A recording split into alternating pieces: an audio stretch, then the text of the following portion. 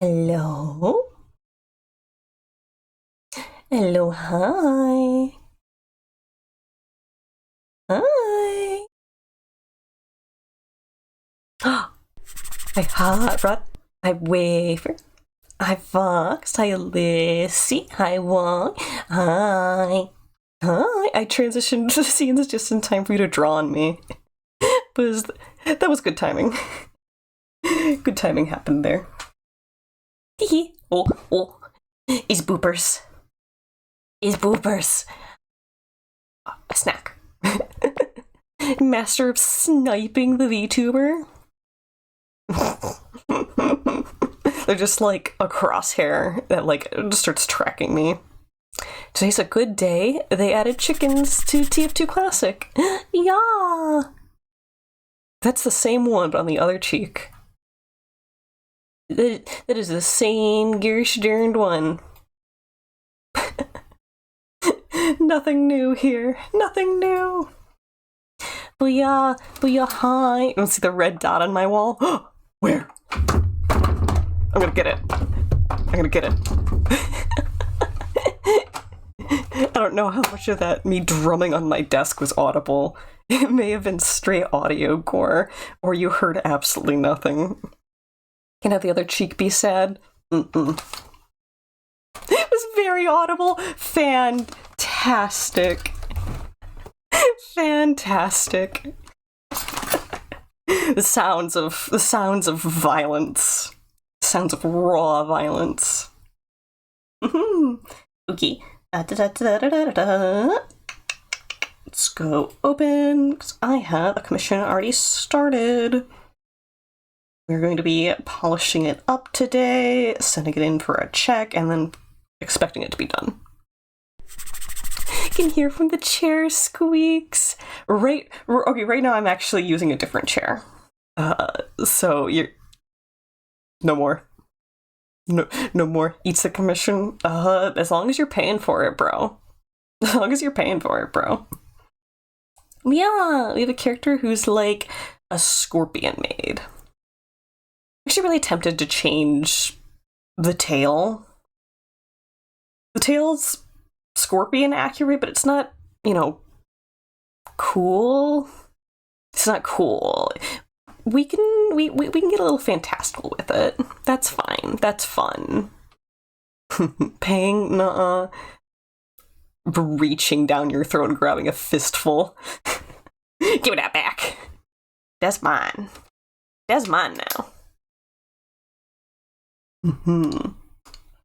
Another part of this commission is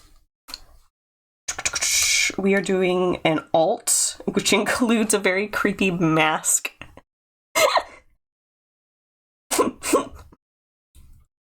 Oh, that's so much creepier than I remember it being. Okay,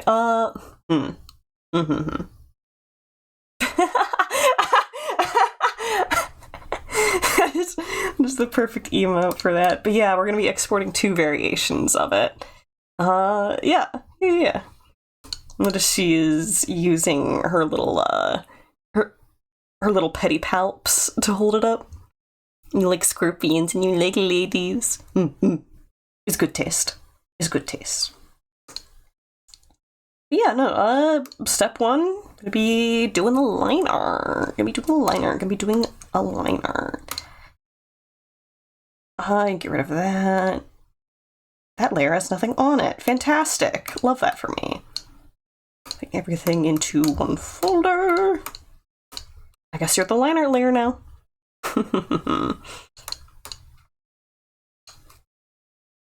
Oh gosh. Actually, before we start, let me show you something else that I've been working on.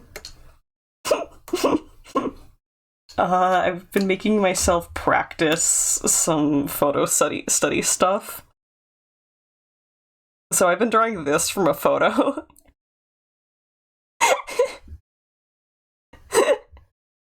Self-torment. Self-torment.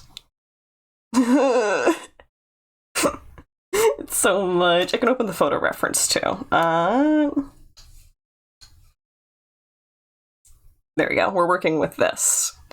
And what I've been doing is I've been putting it up on my second monitor and just using the grid to place things so it's not like I'm overlaying anything. But actually, now that I toggle in and out, you try and trace something with your eye, you can kind of see some of the ways I've been able to be accurate and be not accurate. Just by picking spots and copying it. Trying to become a printer / copy machine. Practice. Practice is practice. But yeah, so hopefully finishing this up will feel a bit like a break. I think I'm gonna also put all the face details back onto the blue layer. No, I'm taking its shot.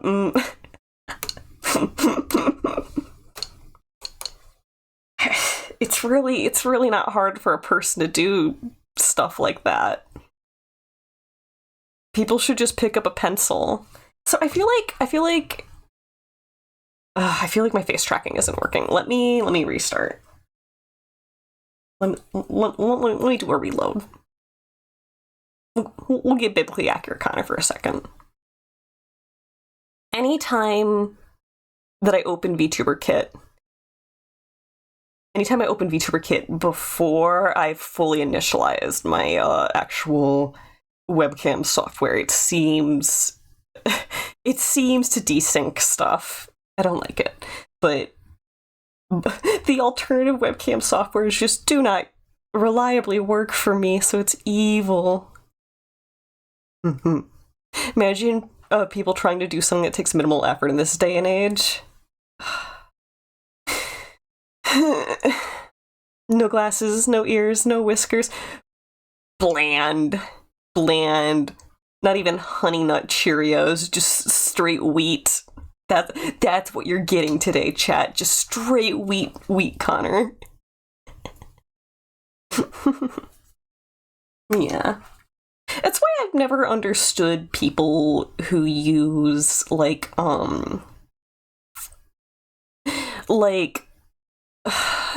generated, story stuff, or oh, here's a character that I'm gonna talk back and forth with. You could find a roleplay forum, and you could do that with a person, and that person could be your friend. I feel like one of the biggest things that's driving this change is actually pushing people farther apart and getting people to interact with other humans less and less. I don't know. Just one of those things that I just don't trust it. Can wheat Connor grow submerged in water? It's like one of those toys, where you buy a little dinosaur in a capsule and you put in your bathtub, and then it becomes a 6-inch tall statuette. It's a grow your own otter kit. Oh goodness. Okay. Let me also put the other face on, and then we'll have it also visible, but at a different color. Certain plants can grow terrestrial or aquatic. Heck yeah! Why don't we call that amphibious plants? Why are they not amphibious? I can also lower the opacity on these. Whoop. Hey, Hot Rod. Okay, probably makes the most sense for me to draw these in layers so that we can swap the line art bits out.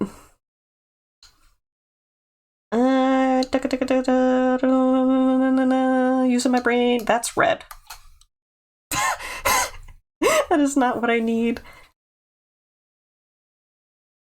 You know what? We're gonna use vector lines. We're gonna use vector lines for this. 6. Yeah. Yeah, we'll go with 0.6. Boop.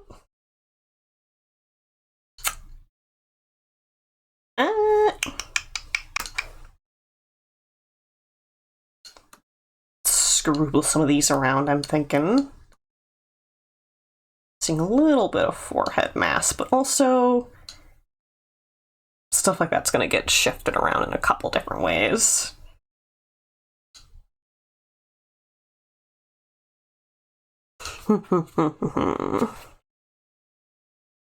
I think I am gonna want to change where these bangs are starting from.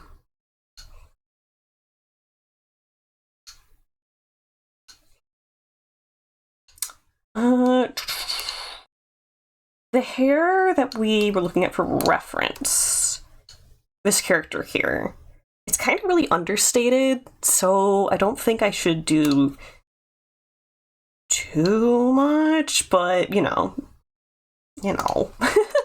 We'll get the vibes. Also, hey Dada. Hi. Hi. I saw you're watching some stuff. What you watching? What you watching? Boop. So you're watching Smosh Confessions? Heck yeah.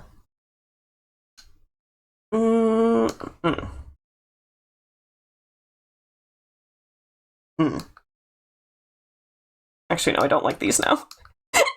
I feel like I'm gonna be so picky about the line art today. Drawing an OC? Nope. Commission art. We have a commission for a Scorpion Girl made character. So technically someone else's OC. One of those things where, you know, it's better to have a real life person to talk to, but being a person getting so burdened, had friendships burned. One of those things where it's hard to do certain things.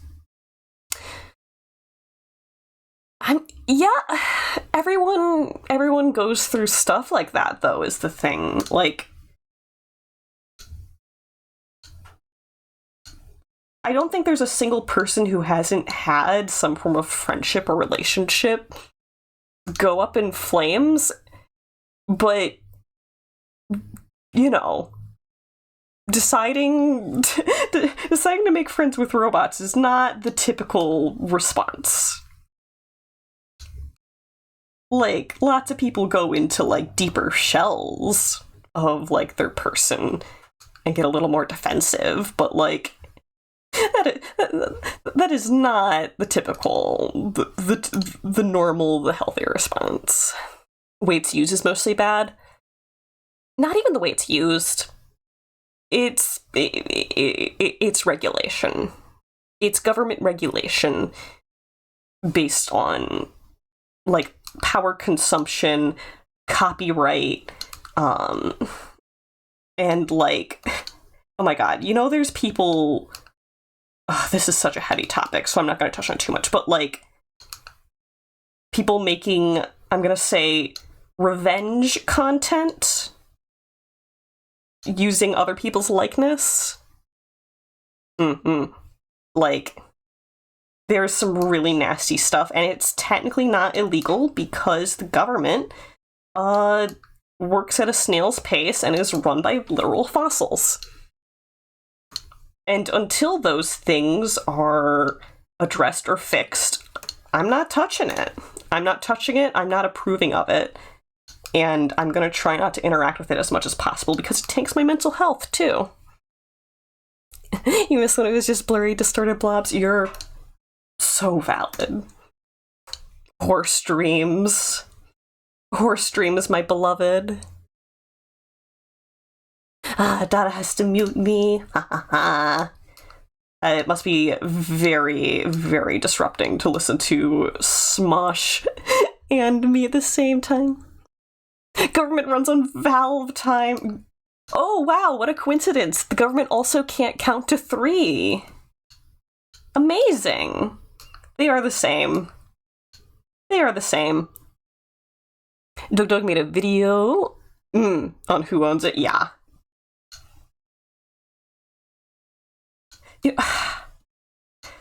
If you guys remember, there was a problem with social media for a while, and I don't know if it's still present, but where if you were on a website like Twitter before it went into the hole, and you said the phrase, "Wow, I want this on a shirt," you would get like 10 different bots in your like replies jumping down your throat to try and sell you a shirt. And people's response to it was to get them responding to things that would make big copyright ownership companies like Disney to combat them. Yeah, because big companies have the money to defend their copyright. What a concept. Whereas smaller artists don't. It really makes me wish that we went through something similar where these big titan companies would swoop in and take out the other monster in the room. But it's not... It's kind of not going to happen because these big companies are also throwing money into the prospects because they're looking into how it could mean paying money to less humans. Like, what a surprise, you know? Okay, let's switch topics for the rest of the stream. That was using my allowance. That was using my allowance of negativity for stream today. What we doing? We were yapping, and also we are drawing some commission art of a scorpion girl made. Sneep Snorp. Burn it down, all of it. Let's talk about durian. I have never had durian fruit. Okay. Genuine question, because I don't know. Is durian and jackfruit the same thing? I don't actually know if durian or jackfruit are different. Orangutans love durians. We don't want to acknowledge. Never! Never! Doing like the SpongeBob bit of like holding up a razor blade. I'm a man!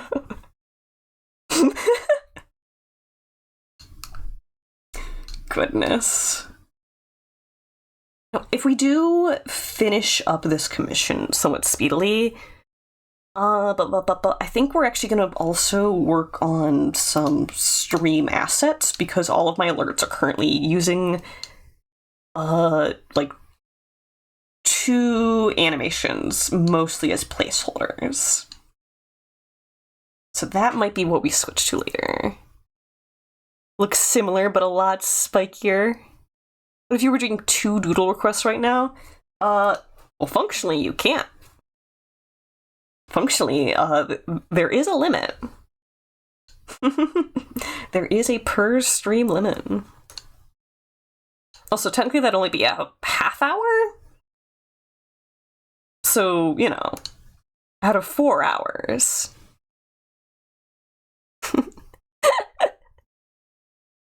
That is the saddest, wettest wafer emote. I love it. Thank you.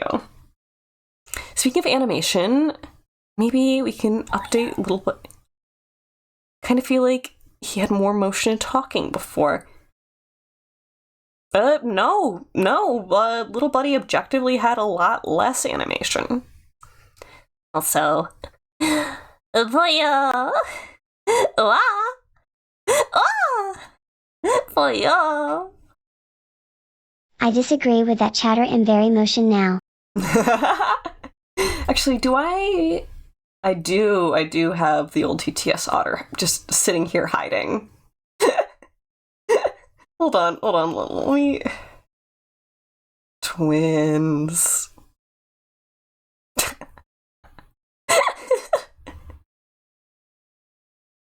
No, the original only has 2 unique drawings for, like, mouth open, mouth closed. He's alive. Zap.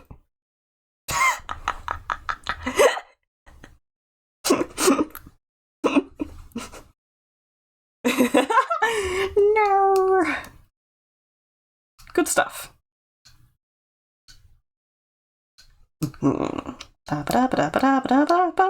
Okay, I have to get a better curve on these.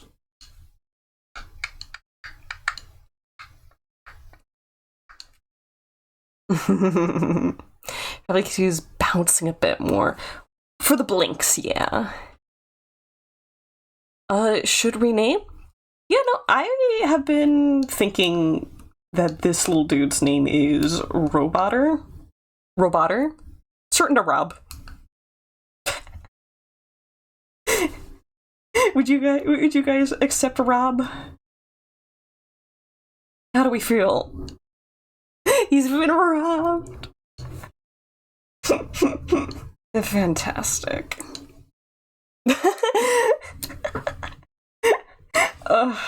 Got Alyssa's approval on Rob. You'll stick to Doodle. The problem is that I'm also sometimes Doodle. So it does, in fact, get a little confusing. First we got conned, now we're being robbed. I like that. I like that justification. Goodness. Ruble. Goodness. Okay, I got some bow.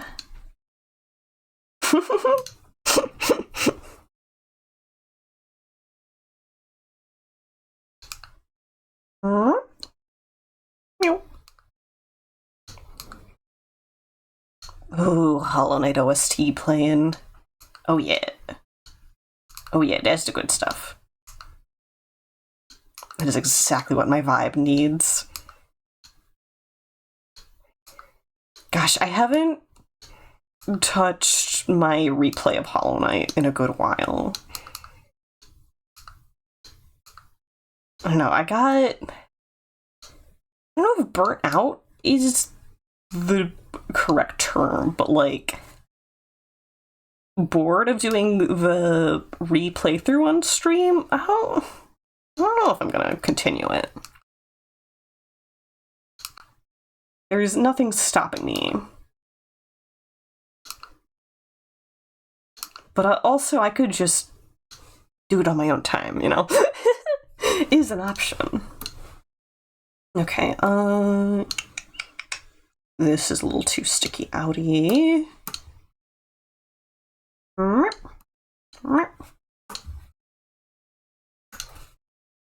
Boop.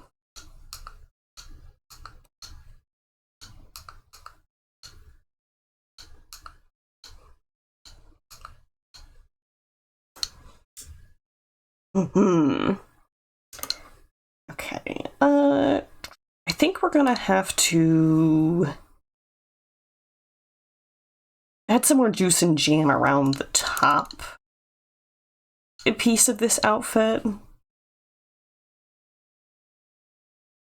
The question is, does Rob feel? Absolutely not. Not allowed. Mother, either we agree that my name is Vestia Philip. You can use whatever online handle you want. But I'm not calling you that.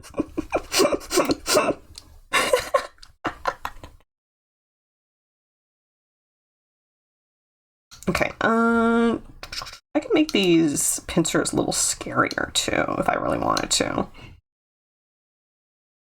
Okay, if we added another notch into like the anatomical shape of it, that could be instantly more spooky. What if you crunch on rub? You're gonna be tasting a lot of iron, and it's not all gonna be from rub. Well, that's it. That's another thing. That's another streaming asset that I should update. Is the emotes, because we do still have the OG otter emotes. And changing those out as well as adding some new ones ought to be on the docket.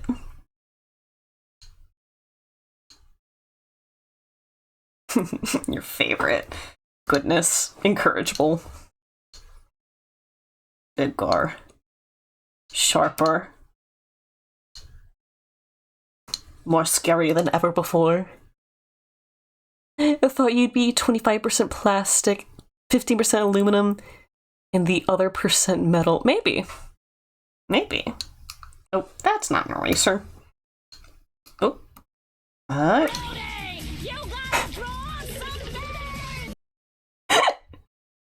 Okay, we're switching then. Crunching on Rob and Connor being baffled. Goodness. Okay, I've actually been meaning to test, because the reason why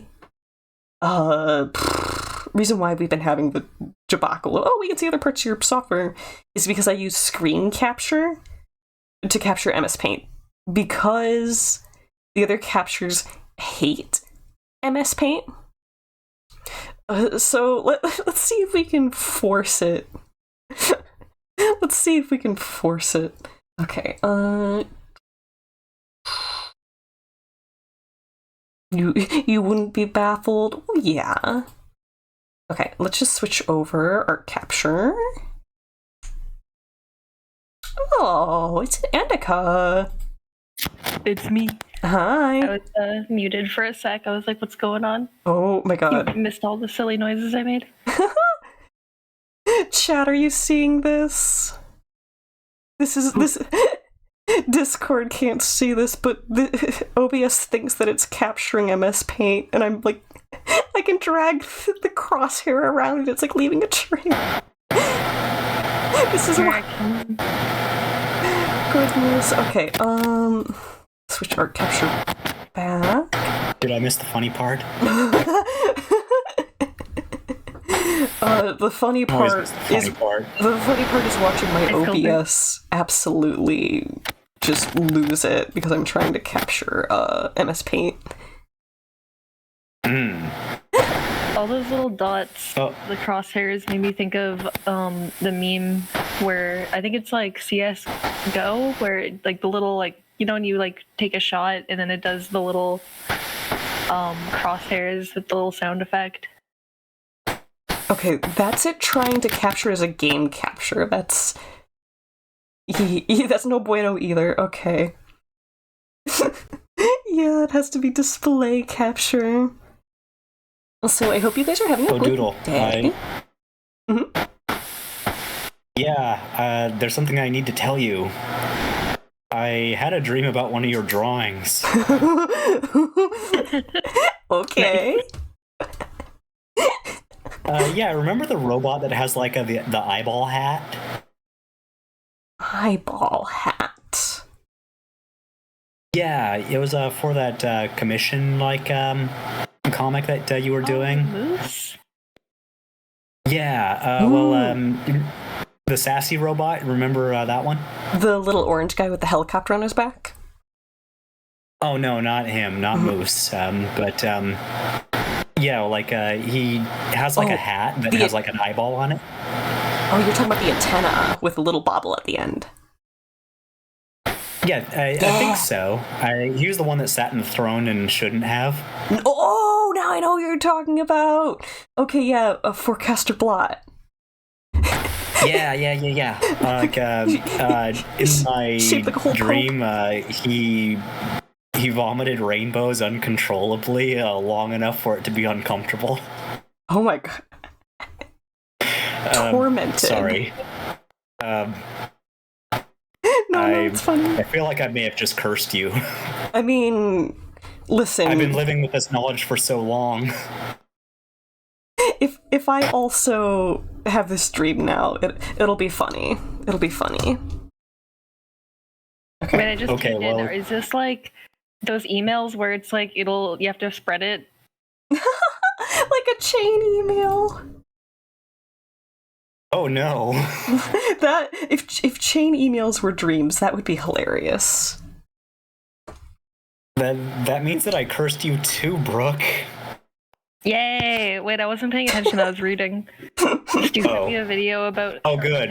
You're safe. Don't ask me to elaborate because you're safe now. I love the movie Shark Tale.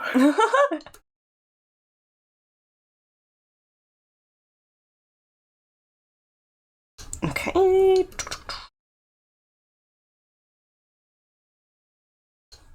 Ooh, what are Yeah, you if drawing it- in this paint?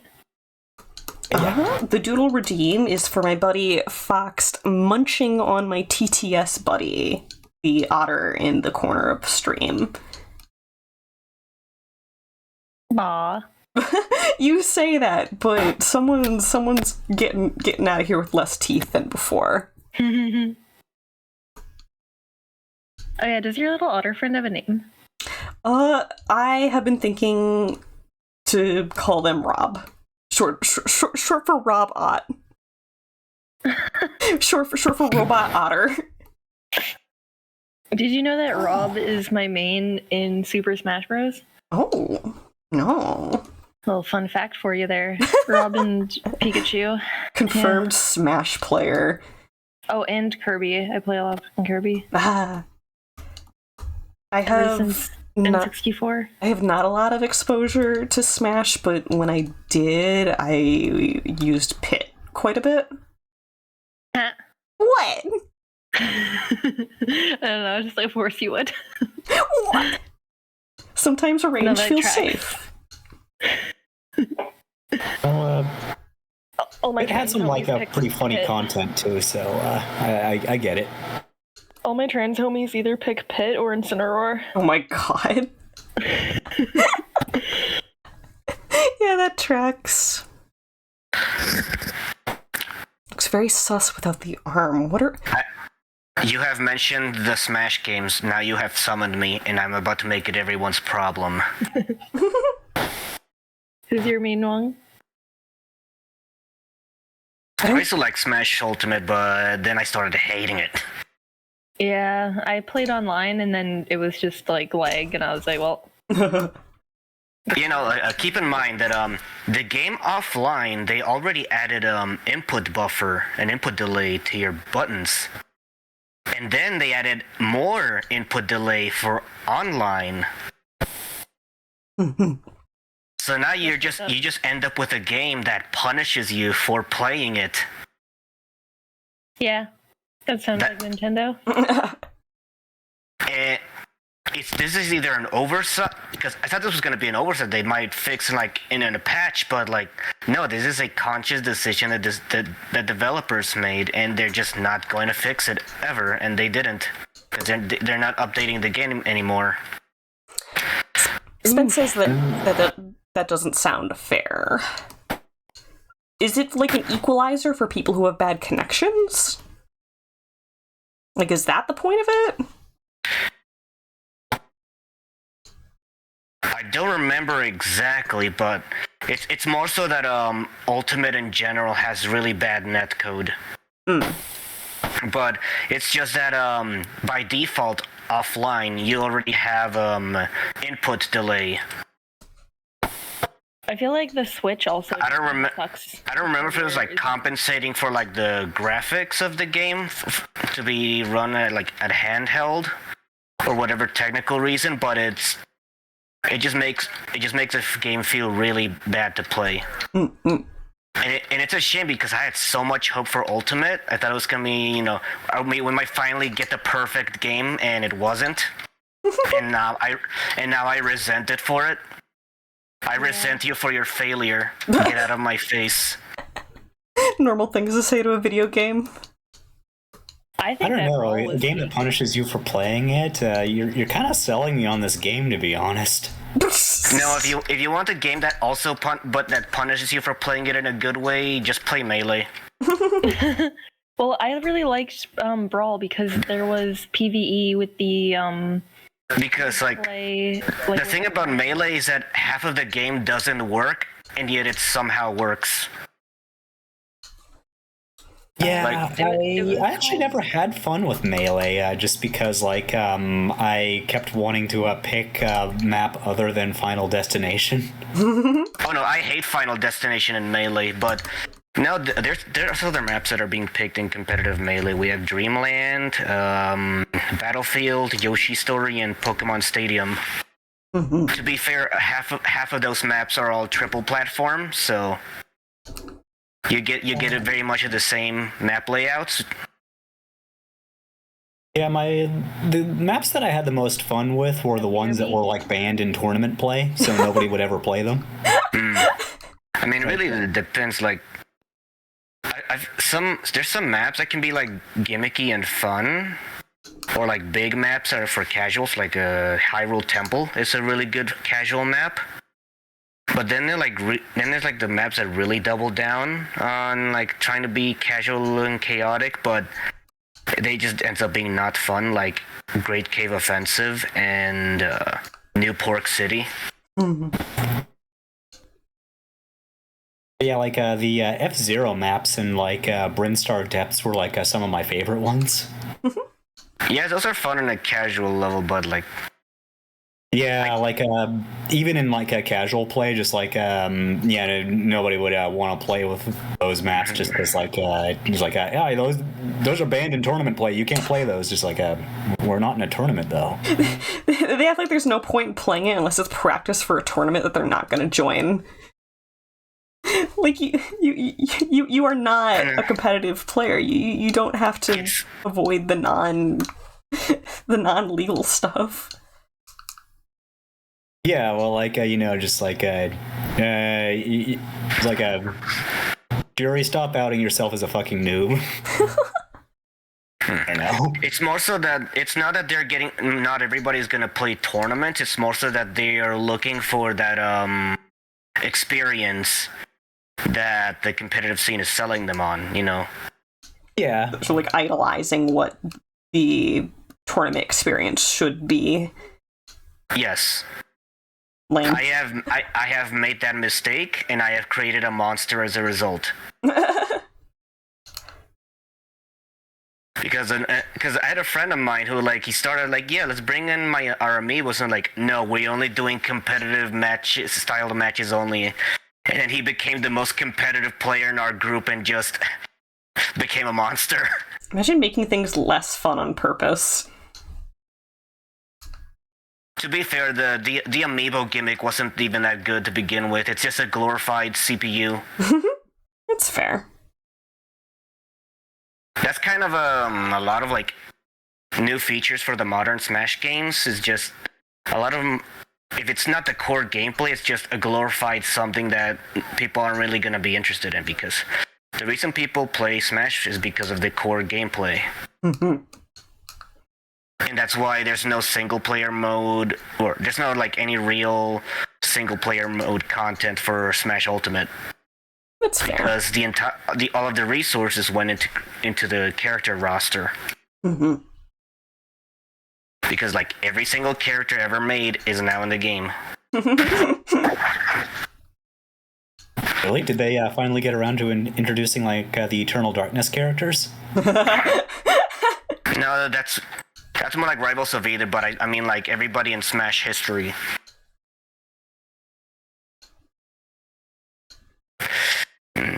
Actually, I think the best way to describe some competitive Smash scenes is that if players had the chance, they would find a way to optimize fun out of the game. Yeah. I mean, there's a reason why Melee kind of had a no fun allowed memes associated with it. And even then, the thing about Melee, Melee's an anomaly in and of itself. Yeah, I heard that like Brawl was actually kind of like designed after like a fan response from like Melee. No, Like the developers like I didn't exactly like the way that fans treated the game. yeah, the developers didn't like how Melee turned competitive simply because like Sakurai wanted to make a party game, so he wanted to double down by just completely neutering any competitive aspects of it. Doodle. Hi. Connor. Hi. So, so I was watching streaming Smosh, right? Yes.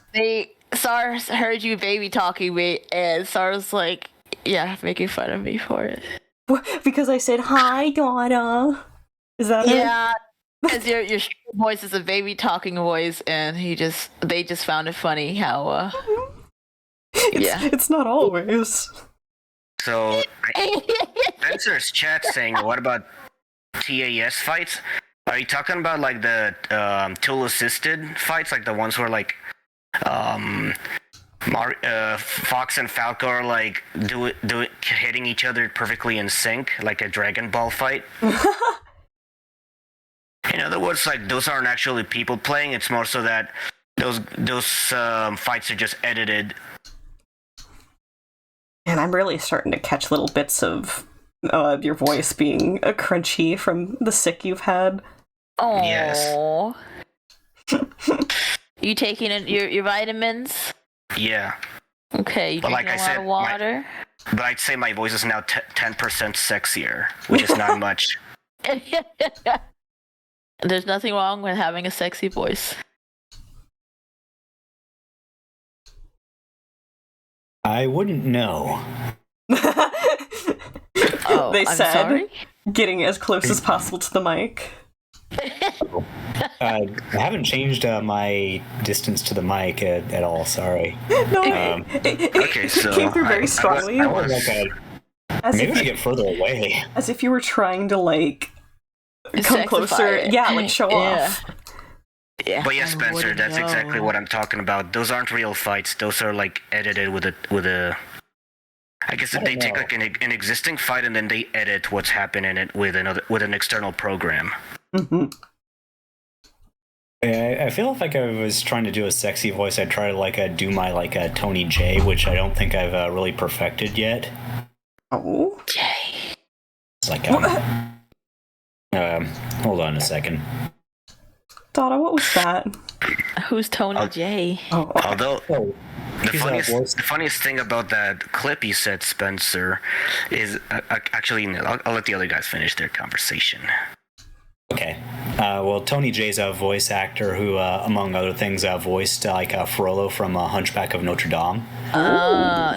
Was he the Hunchback? And then I have my way. He said Frollo. No, Frollo. Okay, I don't know their names. The religious He's like, guy. Yeah, guy. Like, Oh, hellfire! Okay, yeah, okay, I see. That voice is pretty cool. yeah, like this is your last chance. It's me or the fire. Okay. I wonder if I can like actually do a decent Optimus Prime with a cold. We are autonomous robotic organisms from the planet Cybertron, but you may call us Autobots for short. Does that work? A little bit. Yeah. My name is Optimus Prime. I come from the planet Cybertron. I can't really do it.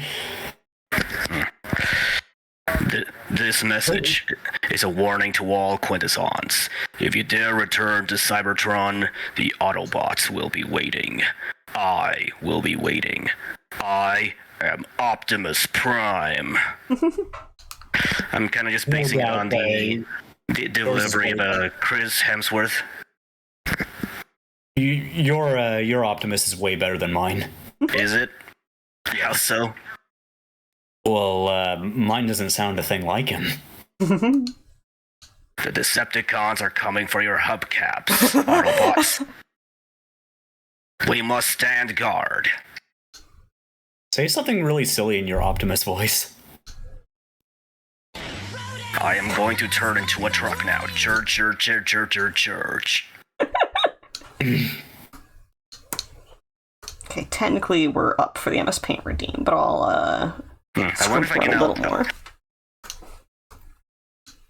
I wonder how it's going to change my Snake voice, because I also do a lot of Snake voice. Colonel. They sound a little bit like Old Snake now. Yeah. That's okay. Old Snake is cool too. Look at me, Raiden. In 6 months, I'm about to become a weapon of mass destruction. I have no future. Do that voice, but talk about parakeets. Hold on. I have to expel some mucus out of my throat. It took it a second for the request to clock in, and bro just lost it a little.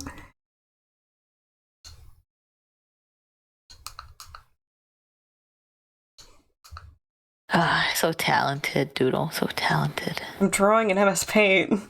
I know. That's what makes you so talented. This is baby garbage. No. It's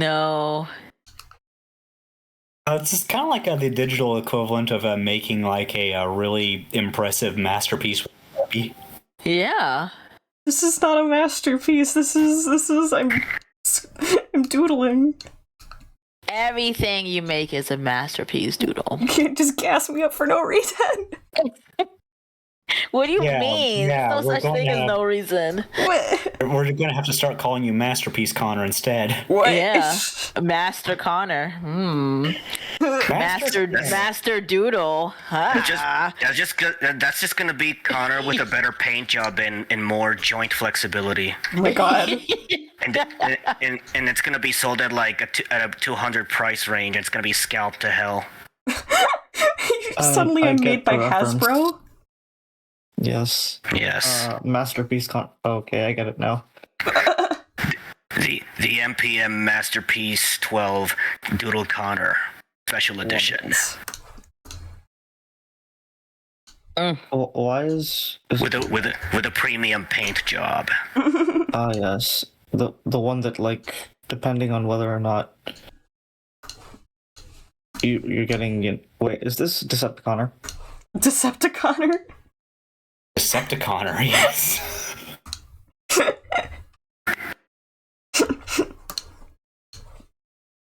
Okay, I'll do just a little bit of color fills. Or tone fills. And then I do actual important things. Optimus Prime when Decepticonner, give me your face. Oh god, Real. Not again. This face is the right of all sentient beings. No. Or rather, your face is my right as a sentient being. We've gotten out of the Bayverse. We don't need it anymore. We're free now. But the Bayverse is so silly. Tell that to Lorenzo. Yeah, well, Lorenzo can go stop being involved with Transform. I know, because like Lorenzo's like that weird like delusional grandfather that everyone just agrees with, so he can shut up, because every time he gets an interview he's like, yes, Transformers 1 is a prequel to the Bayverse movies. Sure, Lorenzo, let's get you back to bed. Exactly, and then like people just ignore Lorenzo despite him being in charge of the franchise. Now I see why you're so good at closing up your lines. Yeah? Yeah. So that I can just bucket fill and forget about it? Yeah. It's efficiency. Yeah. A long, arduous process of doing things is finally caught up. Oh? And given Connor the ability of actually being able to do things. What? There's like a pixel on the Yeah, it's right there, right by that ear. Yep, there it is. Oh, and the cheek. Oh, you already got the cheek. Oh, it's the thing, the face, the mouth. So I think the reason why I can make my voice extra raspy or extra gravely is because instead of like straining my voice, I could just use the mucus to my advantage. Ew. Is it? And here I thought it was the gravel and raspberries, but okay. That's my secret. I wish I had raspberries. Oh, I have strawberries. Does Are that count? you a red raspberry enjoyer or a black raspberry enjoyer? Wait, aren't those just called blackberries? I mean, No. yes, but Remember those artificial flavors like that called like a blue raspberry for like certain candy. yes, blue flavor. But yeah, like blue flavor is like the most variable flavor. I know back in the day they had what they call raspas outside of church, and I always tell them like, dame el sabor azul, por favor. Give me the blue flavor. And all this time, the blue flavor was just blue coconut. Amazing. Okay, I would never guess that. So I've never seen a store or any product advertise itself as black raspberry flavored. I've only ever found and eaten wild black raspberries. Yeah. There's no. I said black raspberry, but I don't think I think they are literally just called blackberries from now on. No, blackberries and black raspberries are inherently different. In fact, I actually don't like blackberries at all, but I do really like black raspberries. I need to see what a black raspberry looks like. They're small. That's what she said. The bar is underground. Why are you digging? You know what? I'm searching for fossils. That's why. Look, man, we're playing limbo with the devil here. Don't worry about it. So, Hot Rods in chat being sus. To quote the comedian Randy Feltus, blue is a very rare color in nature. Name one blue food. Me. Okay. Yes, you are quite okay edible. Dada, what nutrients do you have? What did I eat this morning? I ate oatmeal with strawberry and frozen blueberries with oat milk, like a half a cup of oat milk. I ate Carbohydrates, proteins, and lipids, hopefully, so I can get all my diet hexagons filled up. multigrain pancakes with lemon curd. That's a lot of sugar. I admit that. It's an allergy. Making me jealous. Okay, so blackberries are just long raspberries. Okay. Whereas black raspberries are just small red raspberries. Or something akin to that. The flavor of blackberries is different. Yeah, the blackberry is more tart. I really dislike how, I don't know what you'd call it, like the core of where the fruit grows, like where it's connected to like plant stem, it doesn't come out on blackberries. I hate that. I think I know what you mean, and well, easy solution, Connor. Just give me the blackberries instead, because I happen to like all of those things, so we can like game the system, and I can just give you my raspberries, because for some reason raspberries just don't hit the same way as blackberries do for me. Agreed. Blackberries just aren't the way they used to be. Well, that's because, Blackberries have changed. Yeah, because people have now started using smartphones, so like the iPhone's now the big one. BlackBerry's kind of gone out of favor because, once the touchscreen has all the key buttons, it's really no reason to have a phone with the entire QWERTY keyboard. Yeah, da.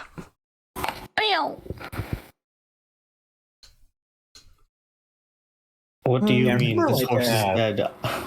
I still hear it. I still hear noises when I beat it. It can't possibly be dead.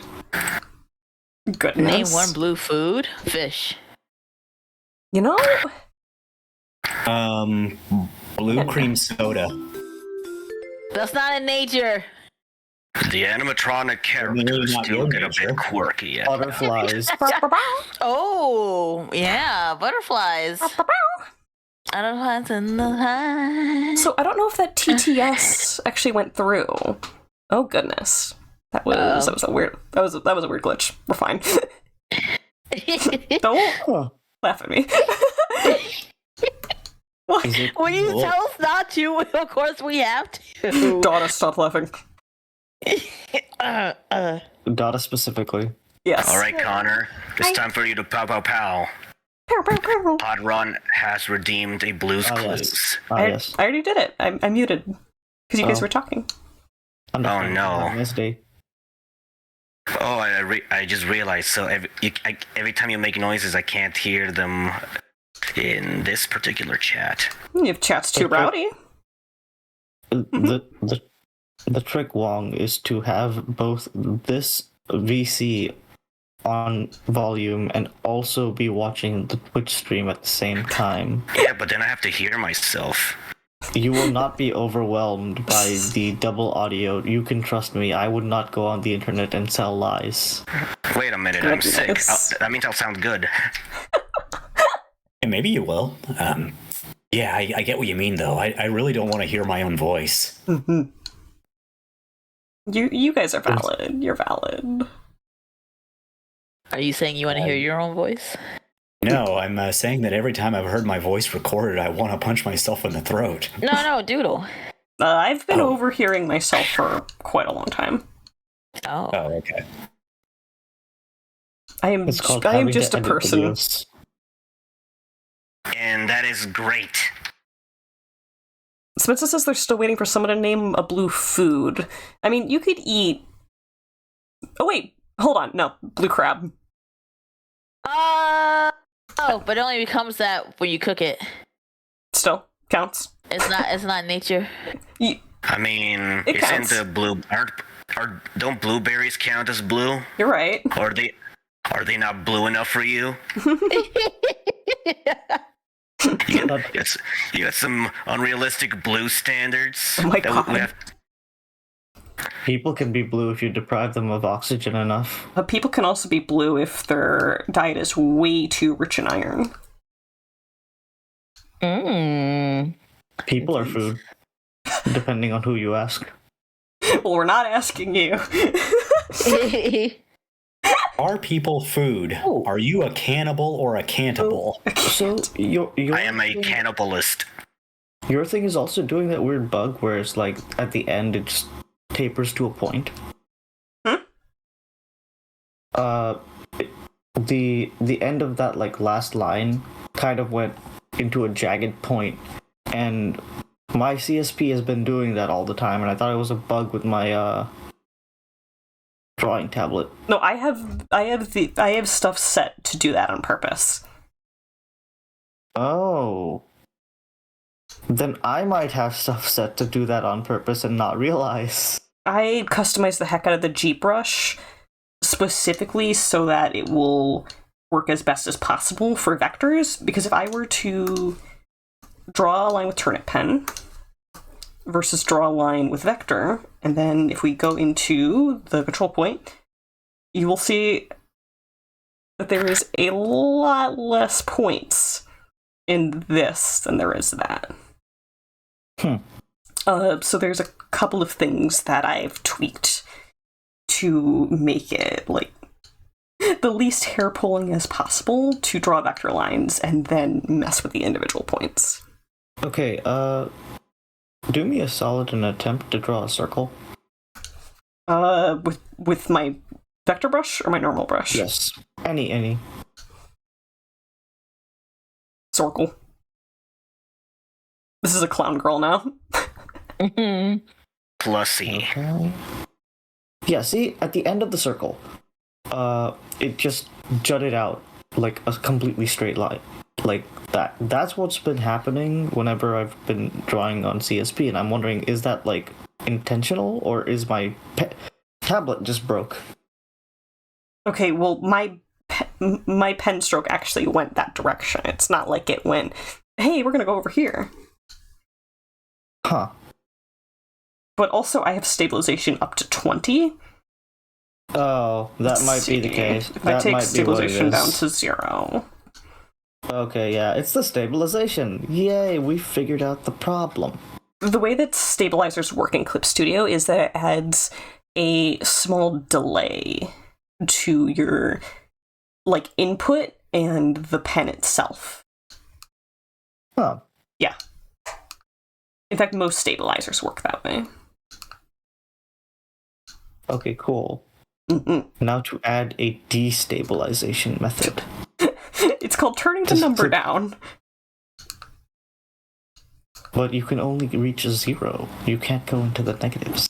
That would be time travel. That would be time travel. You cannot do a time travel, I'm sorry. Not yet, we can't. Well, you're traveling to the future at a speed of 1 second per second, so you're time traveling. You're right. Correction, you cannot break the laws of physics. What do we want? Backwards compatible time travel. When do we want it? It really doesn't matter.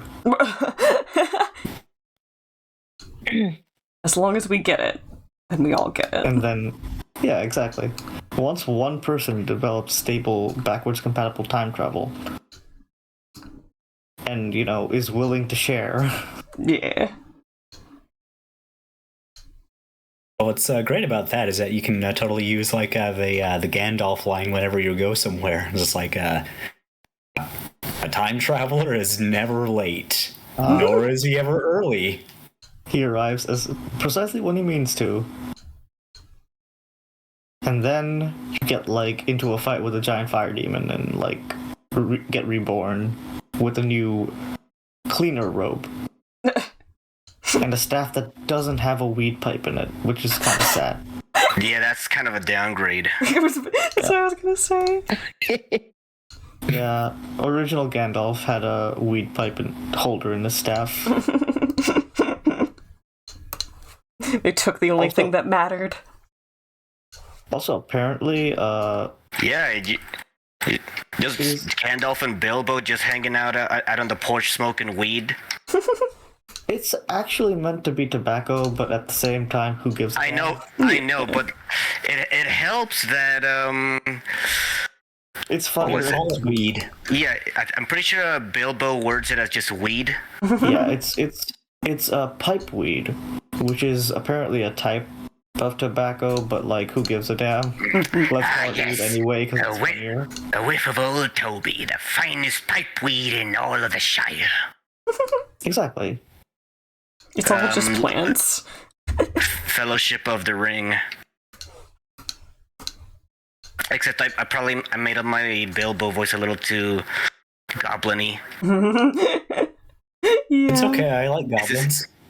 This is Bilbo that one scene where Bilbo tries to attack Frodo for the ring, except it's just perpetual. Scary Bilbo. I would like to hold one last time. Skillbo. Kill issue, Bilbo. Yes. Yes, come here, Frodo. I'm gonna give you my sword, my shirt, and a jump scare. Nice. Uncle Bilbo, why do I hear the sound hor? What is that coming from? Don't worry about it, Frodo. Well, you see here, old boy, the animatronic characters do get a bit quirky at night, my boy Frodo. The giant trolls in my cave tend to get a bit quirky at night, but once you turn on the light, they go turn to stone. Oh my god, you are so right. That is so much better. Goodness. Why do you live in a cave with trolls in it? Why not? Listen. It's where I keep the good weed, Frodo. Yes. We have This an used to be a arrangement pizza with the place. You think I'm just gonna leave my weed lying around for the Saxfield Bagginses to take it from me? Oh, God. I think not. Yeah, shout out to Lavilia Sackville Baggins for being like, it's been 3 months since Bilbo disappeared. I should take all his spoons. Oh my god. Okay, I think I finally got to nail down Bilbo a little bit. Nice.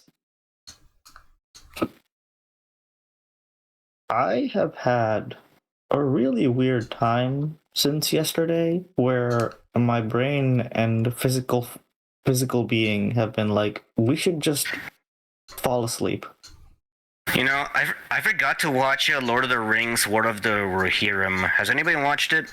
Nope. I have not. Have you considered waiting till it's out on Blu-ray and then... You talk about the movie with the chick? Yeah, the animated movie. Oh, it wasn't bad. Yeah, The 3D was too jarring for me though. Like it was too much of a contrast from the 2D. Is it canon to the cinematic universe, or is it like an offshoot, like I don't Rings of know. Power? It feels like it was like a prequel stuck in between. Like it's like if you can ignore it if you really want to, but it fits nicely in there if you don't ignore it. Okay. The trick is it? Do we like it? Then I do. It was peak anime, but Western. cool. If we like it, it's canon. If we don't, it's not canon. Congrats, you just described death of the author. Well, I mean, to be fair, I'm pretty sure Tolkien is very much dead at the moment. I don't think he'd mind. I didn't fall asleep, if that's what He is super dead. But is he rolling in his grave? Hopefully nourishing all the plants and earthworms. Yes. He would be very glad to be doing that, since he is a known environmentalist. Yep, he's planted his trees, now he's watching them grow as the trees. Aww. A delightful way of putting it. Mm-hmm. I don't know, just had like a weird mental image, just like a spinning in your grave and like becoming a tree. So if you become the tree after you've been buried, you just a tree spinning. If I remember correctly, the character Treebeard is actually based on like one of Tolkien's best friends. Really? That's so cool. I like the fact that Tolkien had to like rewrite and like edit his own stories, because his kids, when he'd read bedtime stories to them, would be like, no, Dad, you said yesterday that this is what happened. Like, you said this guy's hair was brown and now you're saying it was blonde.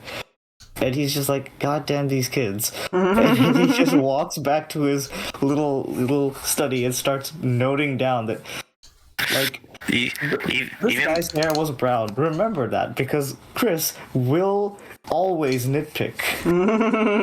Kids are great. Even back then, authors had to deal with very zealous fandoms. Bro. What do you know? Well, I guess if you're talking about fandoms, I guess Christianity is the first. Real. Or Hinduism. Both.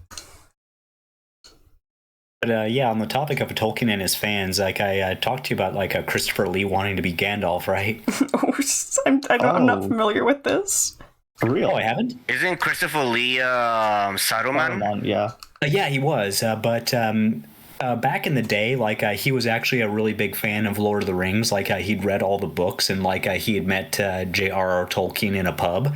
Oh, and, yeah. Like, he was like really excited to meet him, just like, oh my God, there's a movie of Lord of the Rings. I want to be Gandalf. And just like I was like, oh yeah, sure. Just like, can I have your permission to be Gandalf? And he's like, yeah, go nuts, my guy. And like I was like, yeah. And, that's right. Christopher Lee is like literally the only guy in the Lord of the Rings cast that knew Tolkien. Yeah, he's also the only one that spoke Elvish. Ooh. He's also the only one who knew what happens when you stab a man in the back. Mm-hmm. But yeah, like he, when like the casting was like being announced for Lord of the Rings, he'd sent a picture to Peter Jackson of himself dressed as a wizard, which is like awesome as hell. He was like, yeah, you should cast me as Gandalf. Here's a picture of me dressed as a wizard. Listen, I think Christopher Lee's pretty great, but I don't think anybody could top Ian McKellen as Gandalf, though. That was such a great casting decision. Bro, it was just like, here's my headshot. Then it just cuts to him wearing like the biggest brimmed hat you could possibly find. Fantastic. But I recently learned that Ian McKellen played Magneto at some point. Yeah, he did. He's Magneto.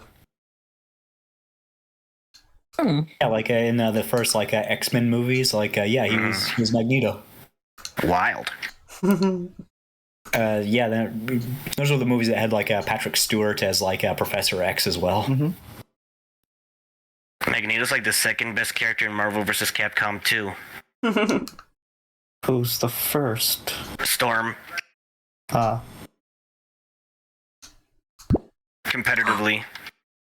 Kapooped. Yeah, I mean, that's something that's lost on me, I'm afraid, but I'll take your word for it. I have heard that the strat for Marvel Rivals in how you advance in ranked is to always target the weakest link in ranked matches, and or the one who's the most quote unquote toxic, because Marvel Rivals fan players are basically every the same brand as every other hero shooter MMO.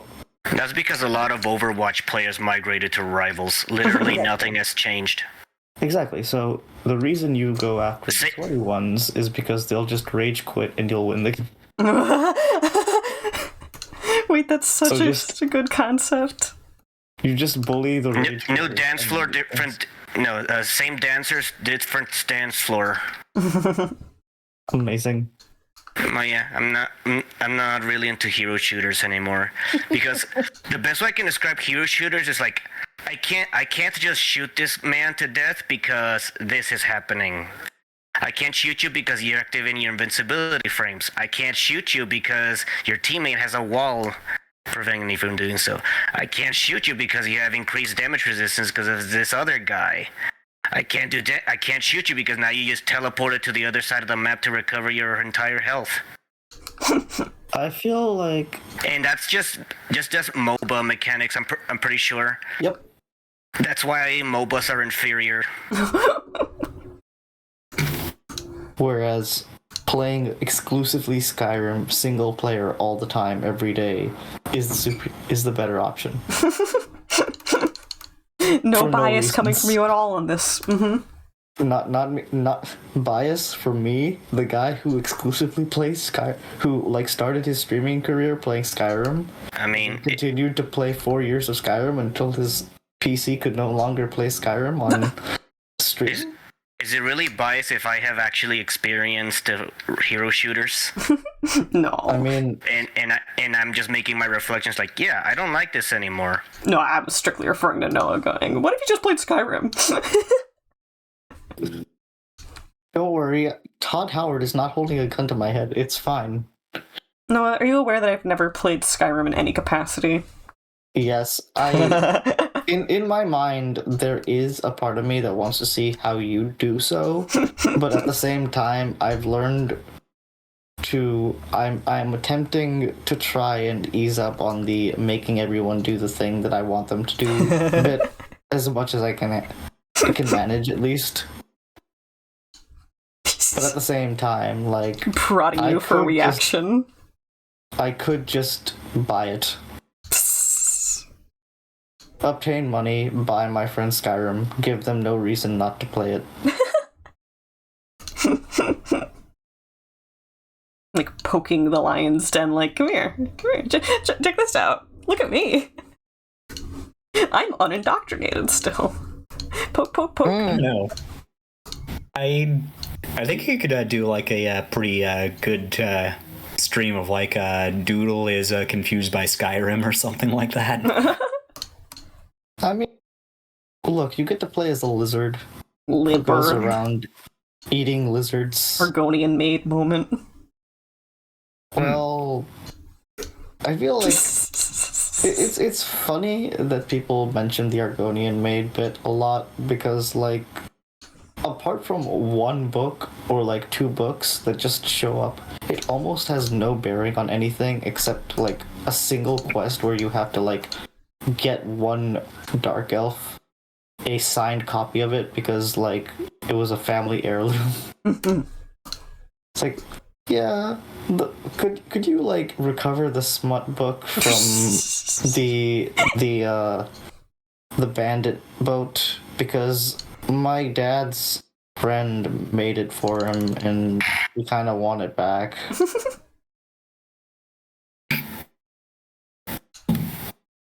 Are you excited? About what? I don't know. Are you excited in general?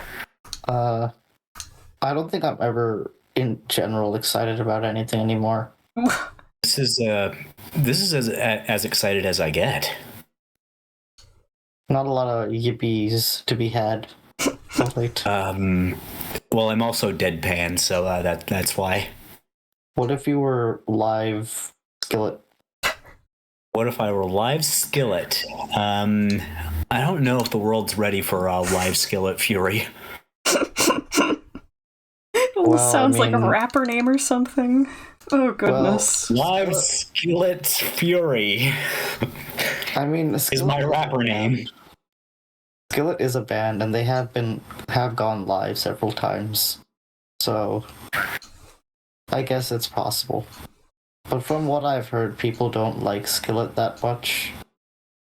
No, I think they're like a Christian rock band or something like that. Yeah, that I tracks. Know. I've listened to their songs, but I have no information about them other than like there's one song that like at the end of the song there's just like a 911 call. And I'm like, why is this here? To be edgy. I used to listen to Christian rock ironically when I play Doom. Well, it makes sense if you're playing Doom. So like I'm just like tearing this demon's head off, and it's just, blessed be the name of the Lord. It's a good aesthetic. Skillet is a Christian band. Yay! I don't know. I just find Christian rock like funny. There's something like ironically funny about it, because like rock used to be considered like devil music. Yeah, and then it's so heavily.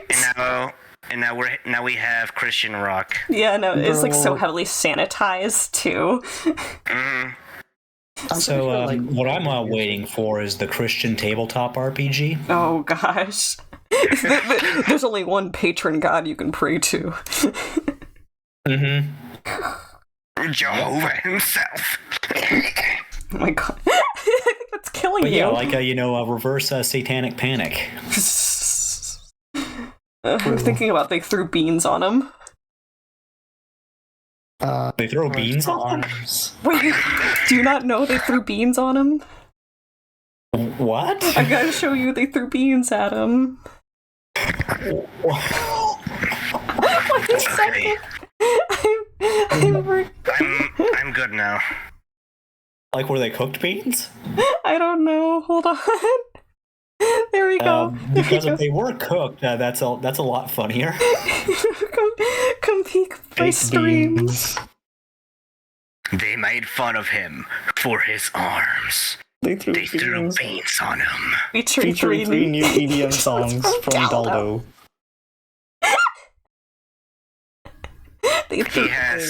He has cross arms.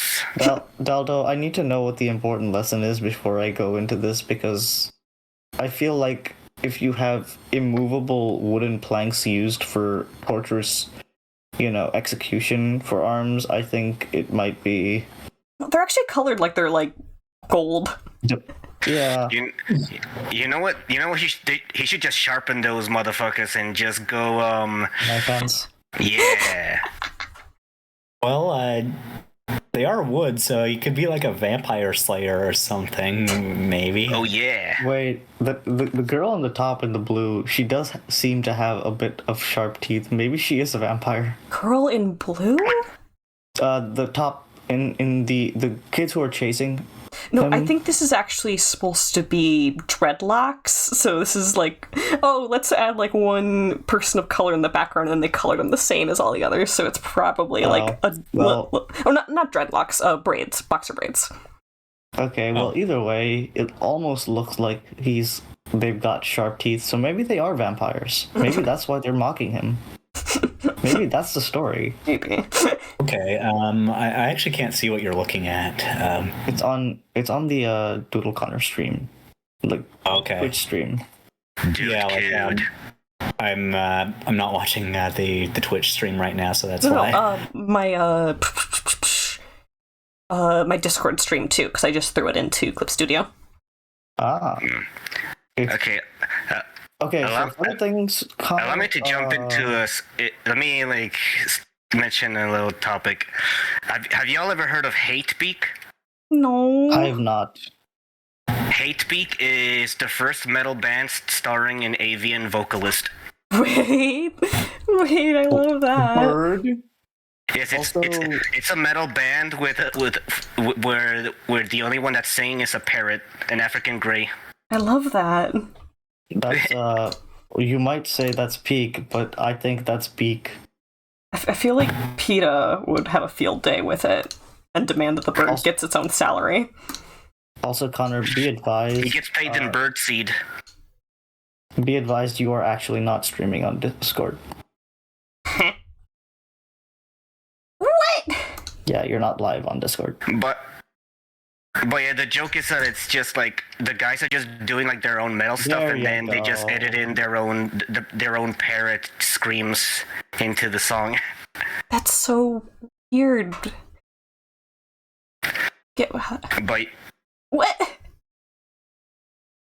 Okay, well I can see your stream now. Hold on. Okay, I'm gonna come put They Threw Beans on and back on the screen for you.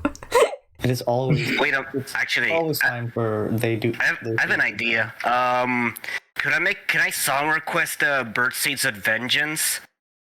No, because I have a specific vibe that I curate. Okay. Right, Fury? Yeah. Christ for arms. They threw beans. Oh. A movie about an Why? important lesson, Daldo. Yeah, 3 new With- EDM songs. From said Daldo. It only cost $3. And VHS too.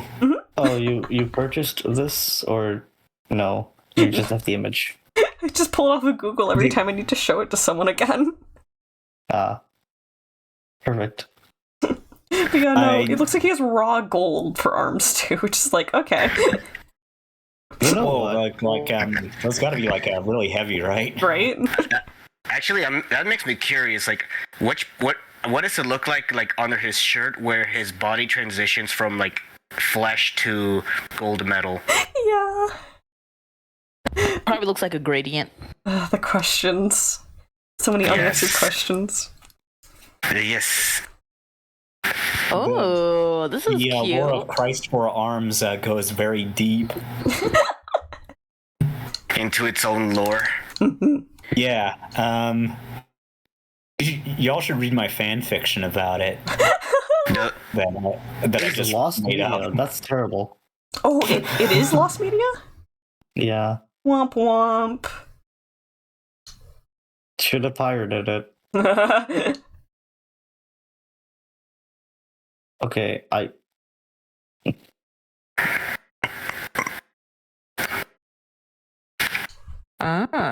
see. Whatever important lesson they had is lost forever. We'll never know why you shouldn't throw beans on a person, actually. We'll Okay, never cool. learn why he It's- had beans okay. thrown at him. All Okay, things so beans. turns out, it may or may not be fake. Eh. It's funny as all heck, though. Yeah. Beans on him. The trick is to make it yourself and create a false identity as Daldo and make 3 EDM songs and sell it for $3.99 via VHS tape. Did EDM even exist when VHS was the primary, like, vehicle for movies? Because I feel like that would be the biggest, like, oh, yeah, no. Yeah, that's a very good point. I mean, I think it did, but it wasn't like as like well known as it was then. It probably wouldn't Or be as it is going, now. hey kids, you can tell we're cool. Because we know what EDM is. The E doesn't stand for electronic, it stands for evangelical. Oh my god.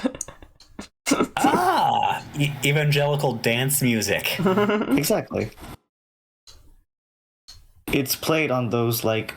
It's the thing they play on those, like, obscenely large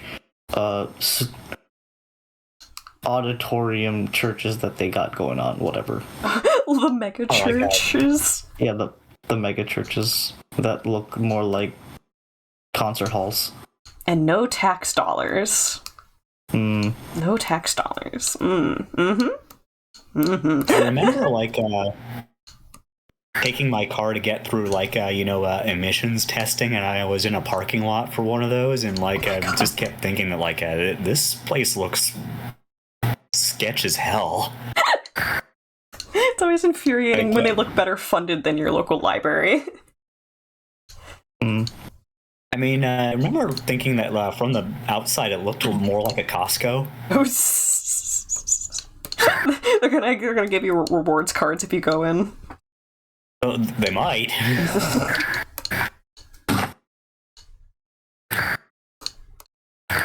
They probably want to see some ID before they'd let me in. That much I'm pretty sure of.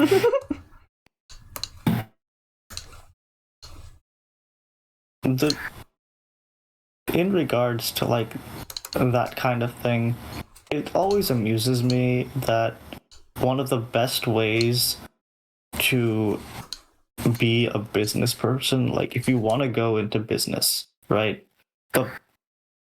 Basically one of the S tier strats is to at some point gain the owner, like don't go to college, just start a Chick-fil-A franchise, because that is such a hurdle to get through, and if you can successfully manage a Chick-fil-A franchise, you are basically automatic. It's like a golden ticket into the business world, because you've proven that you can do one of like the most difficult aspects of the job, and you get paid for it. Unlike actually because words please, but like rather than pay for college, you can get paid by doing a Chick-fil-A franchise and prove that you can, one, get into one of the most annoyingly BS kind of like scenes in business on your own merit, and you get paid for the 4 years instead of having to like pay for college for 4 years. Your chicken's not even that good. You could just make it at home. Yeah, the Chick-fil-A sandwich is mid, but the Chick-fil-A business model and ability to say that I ran a Chick-fil-A franchise is like peak business. It's honestly just like street cred. It's peak. It is peak business street cred, which is really funny to me. That's such a garbage franchise. It's really making me wish that I had the emotional maturity to swallow my pride at age 18 and manage a Chick-fil-A. Oh my god. Nah, it's not about swallowing your... Do not assume that running a Chick-fil-A is even like an... It is more difficult than college admissions. It is significant. Like, you have to write like 3 different essays. You have to prove you're I think like you have to prove you're a proper Christian. You have to like do all these like obscenely nonsensical things, because Chick-fil-A is just so absurd in how they like get you into the ecosystem. But once you're there, you're basically set, because you know damn well people are going to like... There's a cult following for those chicken sandwiches, and they will always show up. So weird.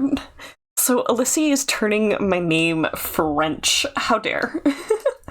Le Conhair. I'm getting Frenchified. They're frying me. No. No. Le Doodle. Le Conhair. Dudlikon. Wait, that was actually a pretty good pronunciation, I think. From Nice. Noah specifically. I think yesterday was when it happened, but like I made the joke of like, it is he, my slightly more insufferable, not evil, but just slightly more insufferable twin that is just slightly like me. It is Marcus, get the Moab. The French are here. And Guard the sentries. it Call was the pyro. It was changed to Marquis, get the Moab, only because making it French would make it worse. Giving them a goatee. Evil, not even an evil goatee, just a more insufferable goatee. Maybe a soul patch. Ooh. It's a rare skull take. patch? A soul patch is pretty insufferable. What is that? Oh, that's when, like, there's just one little square of unshaved hair under your bottom lip. Oh, Yes. not the funny Bottom Austrian lip. paint mustache. Okay. Yeah, like if you remember what Zorg looked like in The Fifth Element. Oh, that dude. Yeah. Okay. Yeah, he has a soul patch. Wonderful. I think I'm not doing that. I think it used to be popular with hippies, right? Oh. It's probably Well, where it has I think, yeah. It's got soul in it, so maybe. exactly where I'm coming from. Is the girl is the nice little monster creature you are drawing a spider or a crab or a lobster? Scorpion, right? Yes. Scorpion. Neat. Scorpion made nice. I think that'll become aggressively obvious when I go back over the tail. Stabby tail. Yeah, she's got a little pokey stinger on the end of her tail. Okay, while I was doing research on scorpions for this commission, I found out something very uncomfortable about scorpions. Really, just one thing? Well, I like What is it? bugs. I like bugs. Let me doodle just a random scorpion real quick. This is gonna be Oh, cool. garbage, quick and They- easy. I have scorpions where I live. Hold on. Okay. I have yet to catch one with my bare hands, though. Well, okay. I will do it at some point. I already caught a centipede. Okay. Here is a scorpion. I'm going to ask you a very discomforting question. Where do you think it where do you think it uses the bathroom from? Mouth. Well, it's stinger, right? One of you is very close. It's right here, Oh, okay. which means I'll that give it all a of this is abdomen. It's not a Okay. tail. All of this is abdomen. Neat. It's doing it ab crunches like crazy every time it tries to hit you. I don't like it. Yeah, like another thing that's kind of cool about them is that they can slow down their metabolism when they brumate. And like I think the documentary that I watched said that they can slow it down to roughly that of a root vegetable. That's a hilarious sentence in of itself. Yeah, it kind of is, isn't it? Yeah. They also said that they can be frozen in a block of ice, and then if you just let the ice thaw out, it'll walk away perfectly unharmed. Heck yeah. No. I love them as animals. However, finding that out and now looking at their anatomy and going, that's all body. it's all body. Interesting. I'm not gonna look at them the same anymore. Okay. Wait. I need to. Oh god, that's a very not helpful diagram. Let's see. Why must they make the diagram so small? Why can't I read the words? What's wrong with you, scientific papers? Why can't you just be normal? Scientists can't do anything normal. I don't want to draw these ruffles. I don't want to draw these ruffles. Okay, I can't figure it out, but like apparently scorpions came first and then lobsters, but I'm not sure. And they're like branches off the same taxa, but not the same. Well, yeah, that's like asking the chicken or egg question. The answer is a proto-chicken laid a chicken egg. And it probably laid a different egg that became something else, too. Exactly.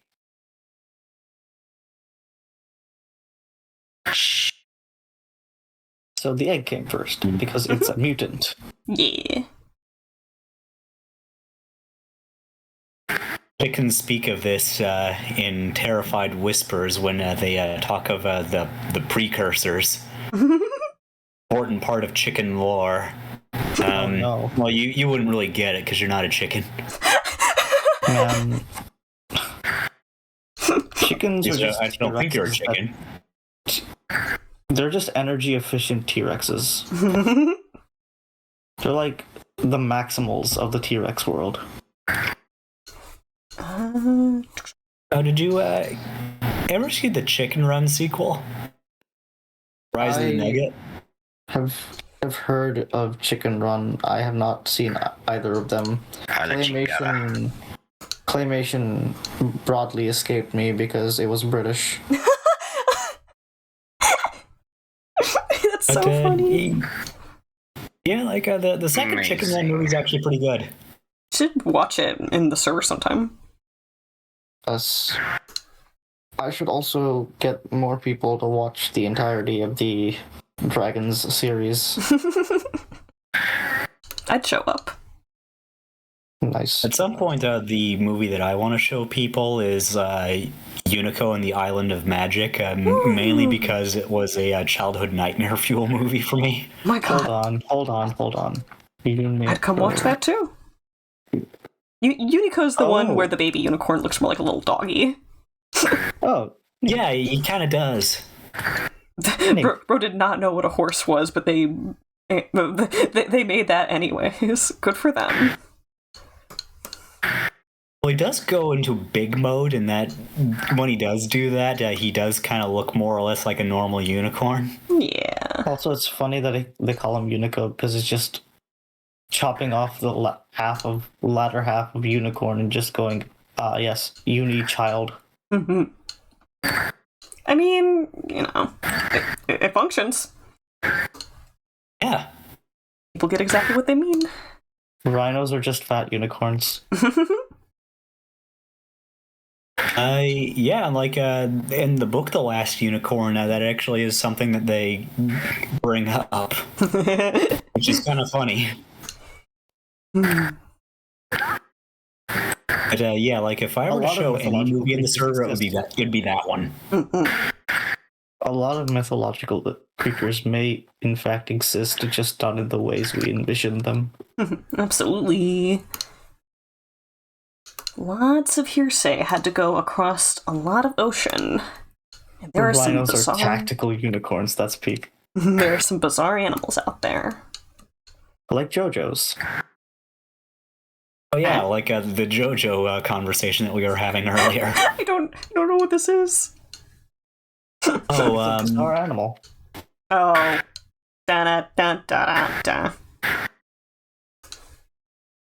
Yeah, like earlier we were talking about like JoJo's and like how like in the Pacific Northwest that's what we commonly call potato wedges. Oh.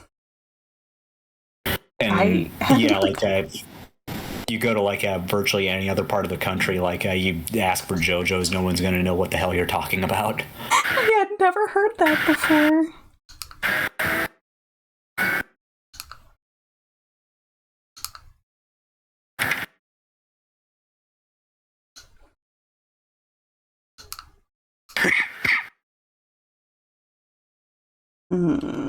Tail.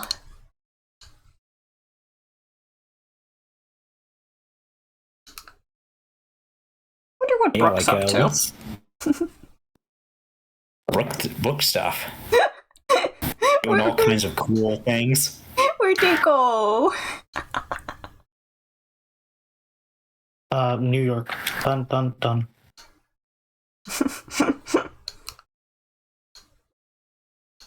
Okay, there we go. Cooler scorpion spike on the tail.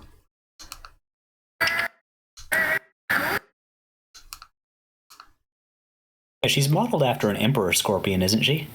The scorpion. We have a couple of references that the commissioner pulled up and said, yeah, no, we're going for vibes like this. Pretty sure the lower one is a Demon Slayer character. Yeah. Yeah, I was just immediately thought of like an emperor scorpion because her claws are really huge and her stingers comparatively tiny. That's fair. There is a series that I've seen, but have only seen the first season and not read the manga of. The premise of the series is essentially this one guy keeps getting involved with girls who are right as they get rejected by their crush in favor of someone else. And of course, the first girl he meets who gets rejected that way happens to be the girl with the blue hair. And I'm like, of course. Of course they gotta do that. I don't get it. It's a common trope in most harem style anime, where if a girl in the roster has blue hair, she will almost always be the one like. I'm gonna have to leave now. I'm like coughing a lot.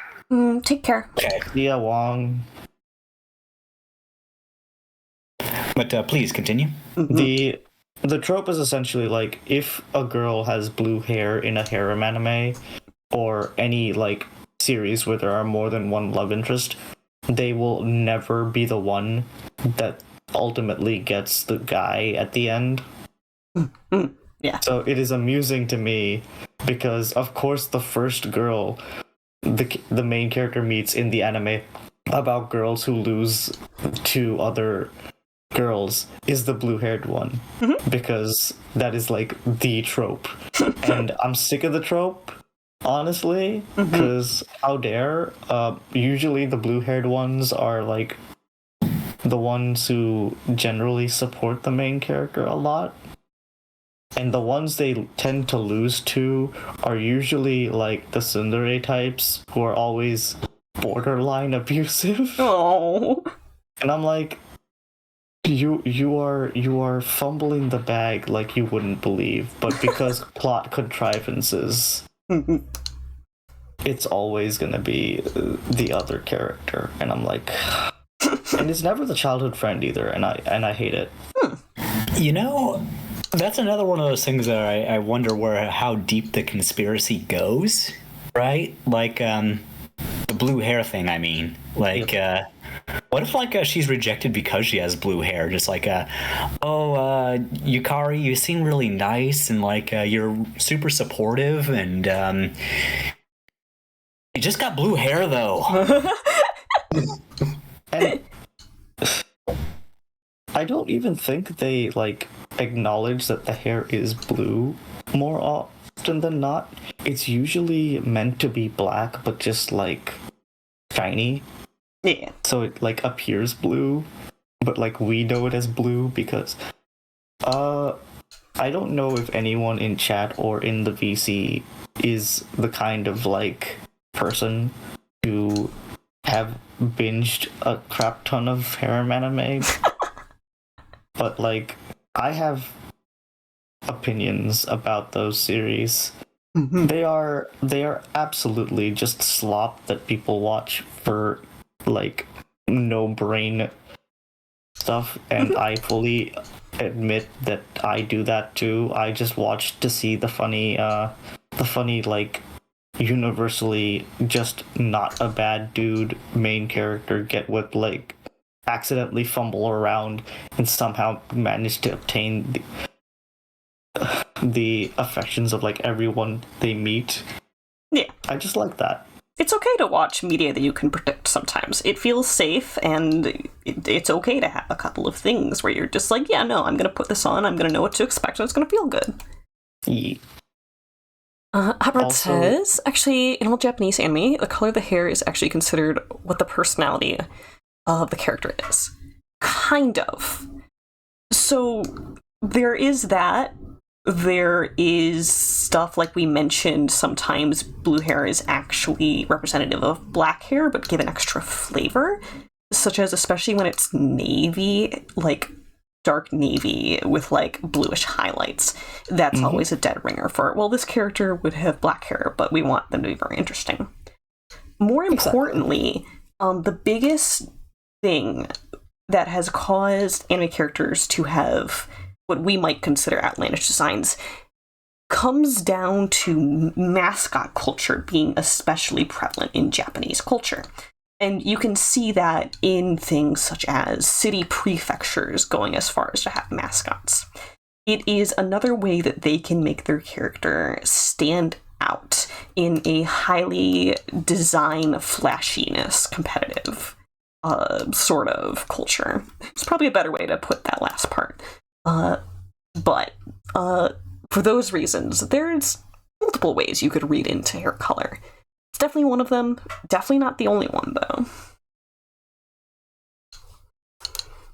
Indeed.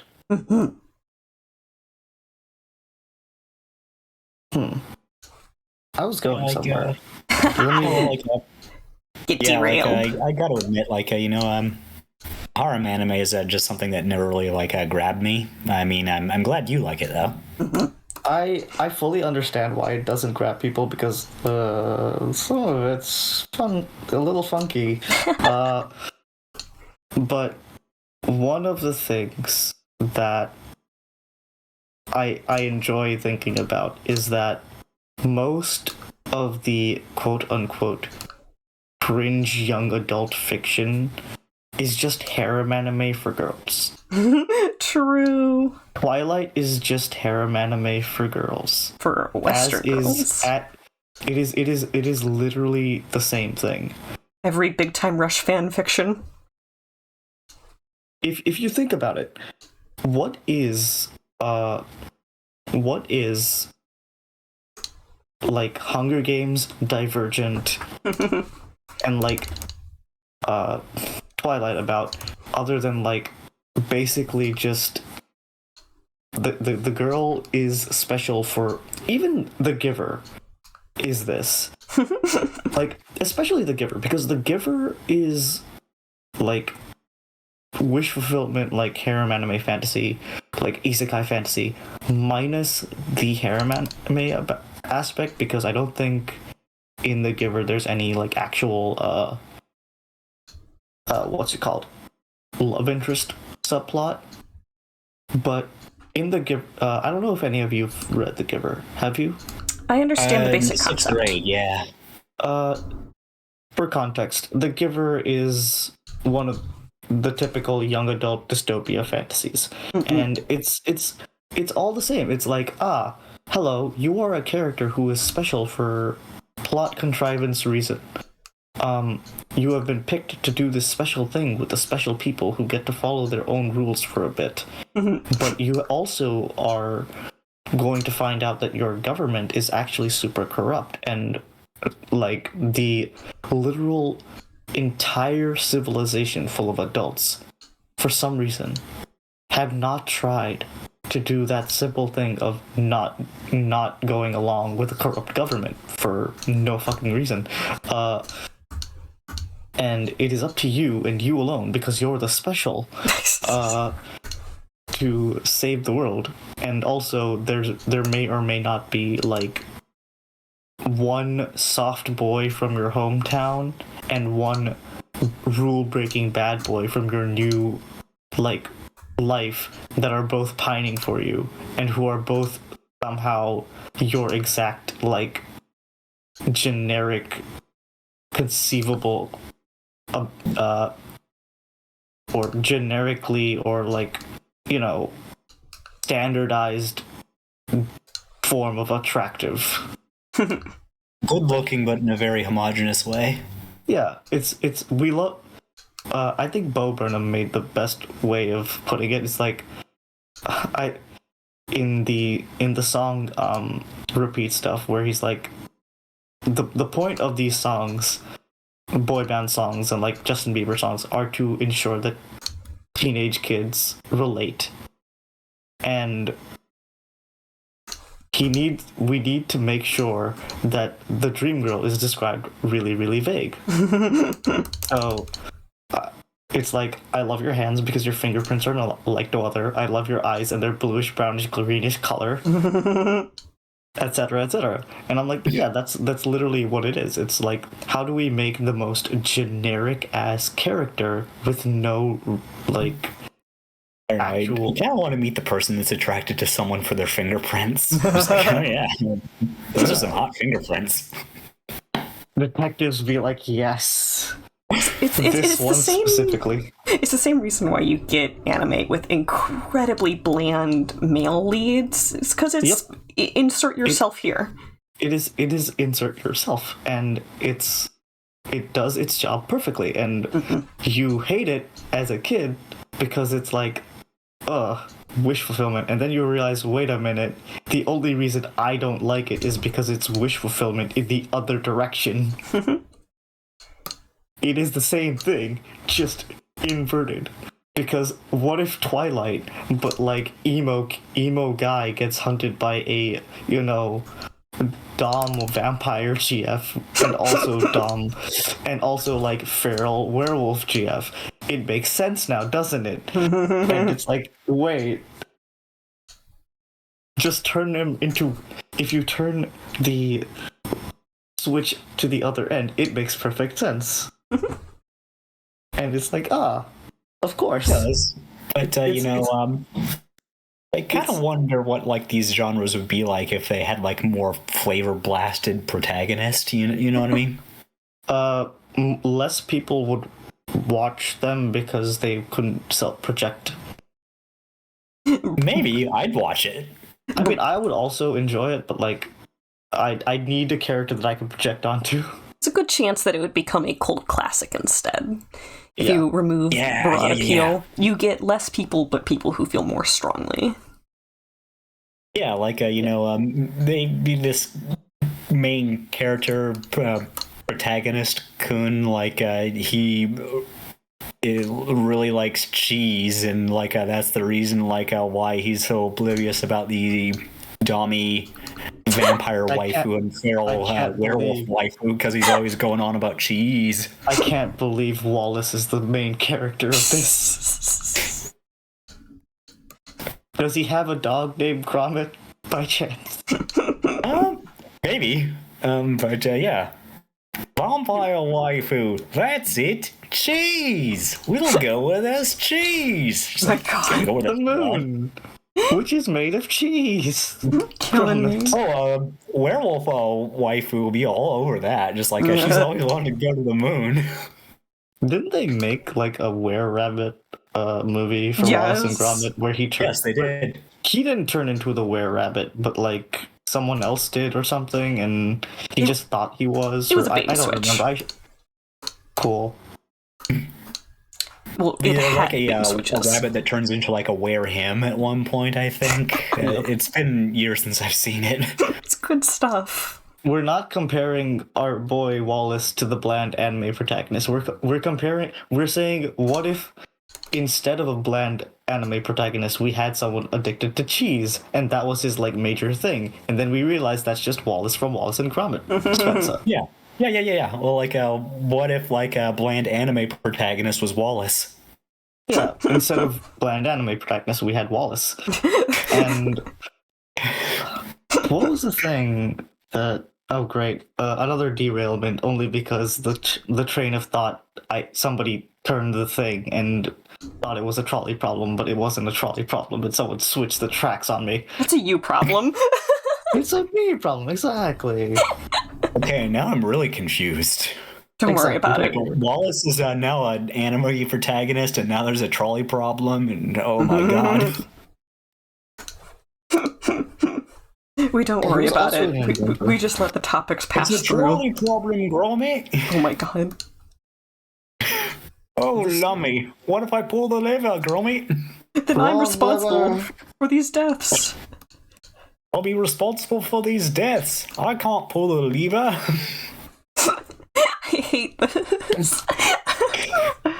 Oh, good grief. I apologize for the bad Wallace voice, but it really is the best I can do. No, I like it. Hello, I'm back. Oh, you just miss everything you need Wallace to and miss. Gromit. No. Yeah, well, what if bland anime protagonist was Wallace from Wallace and Gromit? Get out while you still can, run. It wouldn't be that bland, would it? The anime. I would watch the shit out of that. I don't know about you. Wensleydale. Yeah. Wensleydale. Do you guys have a favorite cheese? Pepper jack, maybe? Sharp That's a good cheddar. choice. That's basic. Yeah, I like. but I like it.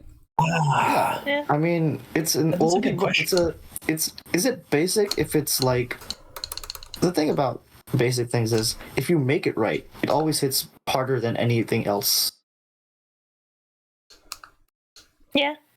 Like, buttered bread seems like a simple, basic thing, but you do it the right way, and it suddenly becomes like peak food. I wish I had some buttered bread right now. Oh my god. Exactly. Daydreaming I about could go bread. and make it, but my bread's too cold, or my butter is too cold. Won't melt good on the. I'd have to like melt the butter in the microwave. True. So, a thing that that may derail the conversation, but what rails? Wait, you actually want to see like shonen anime with Wallace and Gromit? I have to be the Dark Lord to go home. Oh, you have to beat the Dark Lord to go home, and Wallace somehow invents a billion new things on the way. Yeah, all cheese related, just for consistency of this nonsense topic that we're on. I think it should be like a reverse isekai, like a double isekai, where Wallace and Gromit go to like a fantasy anime realm, and then the anime protagonist goes to Wallace and Gromit's like British little city, and they have to do their job. They also They're have to change art styles, or I am not committing. Yeah. So it's like Wallace and Gromit are in like the 2D anime art style, and then shoujo protagonist is claymation, like the big Squidward nose. Oh yes. Oh yes. Oh yeah, absolutely. It has to be the one thing though. It has to be the Araki style specifically, because I want to see Wallace and Gromit, but Wallace uses Gromit like a stand. Oh my god. Wait, is that JoJo? I've actually never seen Yes. JoJo, but I didn't. I know of it. Araki. I like how JoJo art is in the Louvre because Araki studying like classical painters and whatnot, Yeah. and literally like just went absolutely ham about it. He hit that grind so hard he made JoJo's Bizarre Adventure. Wait, what?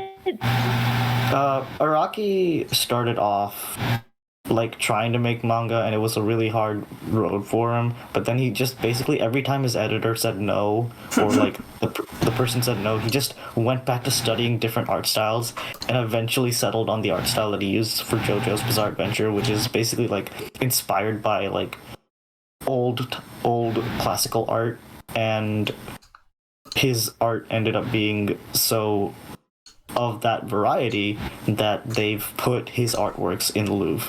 So there's JoJo is canonically in the Louvre. Man said, alright, back to the drawing board, and then cooked more. Exactly. I love Also, how Weird many, Al like, Yankovic. fashion references he uses. Yes, Weird Al Yankovic canonically exists in the JoJo universe. Oh, good.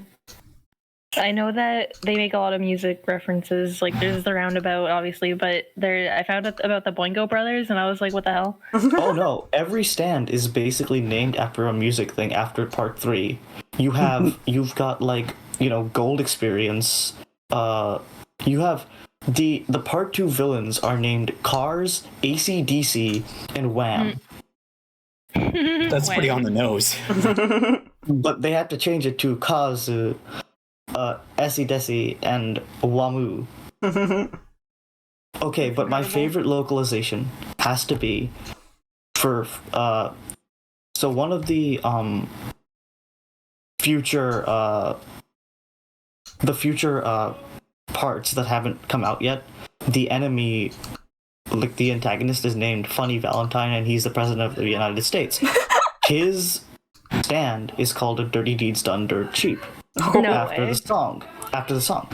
But because they can't use that, just a sec. Then we were left wondering. Dragon Ball Z. Yeah.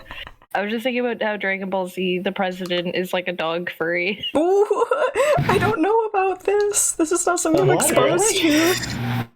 Okay, I'm actually being called away, so I will leave you with the fact that in the English version of the games and whatnot, because they couldn't call it, D4C and or Dirty Deeds Done Dirt Cheap, they had to rename it to Filthy Acts at a Reasonable Price. And they had to change Limp Biscuit to Flaccid Pancake. Oh no. And that's all I have. See y'all later. That's incredible. Incredible. Also, the president's literally called King Furry. What? And he's not the president of the United States. He's the king of the world.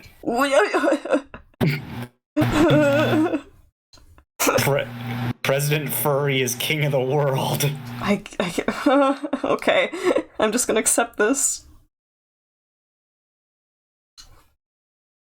I'm just imagining a dog furry standing on the bow of the Titanic now. Oh my god. It's good stuff. It's good stuff.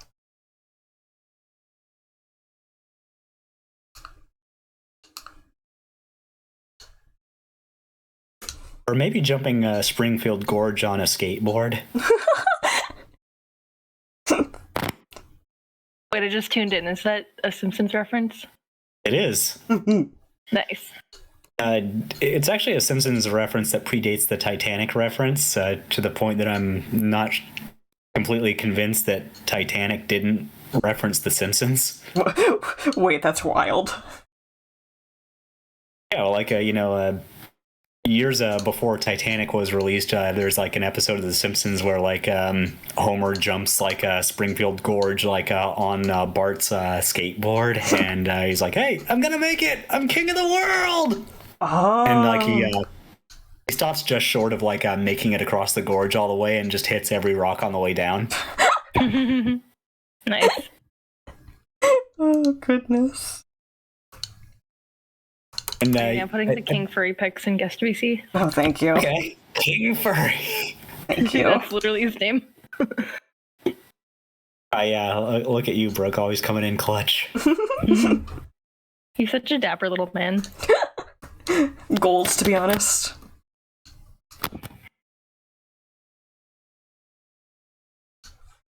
I like how furries just exist in DBC and it's never touched on or elaborated. I like his vest a lot. He's got this sharp pinstripe waistcoat. Yeah. He should be in more episodes. Sign my petition. Yeah, this guy's definitely king of the world. I think the only time I remember actually seeing him in the show, I think he was in the original Dragon Ball more. But because there was a whole plot line with the evil Piccolo, who was the father / previous incarnation of the current Piccolo. I don't know, it's weird. He took over the world, and he was King Piccolo. He was king of the world for a while, and then after he got defeated, this furry took over, and that's just how it's been ever since.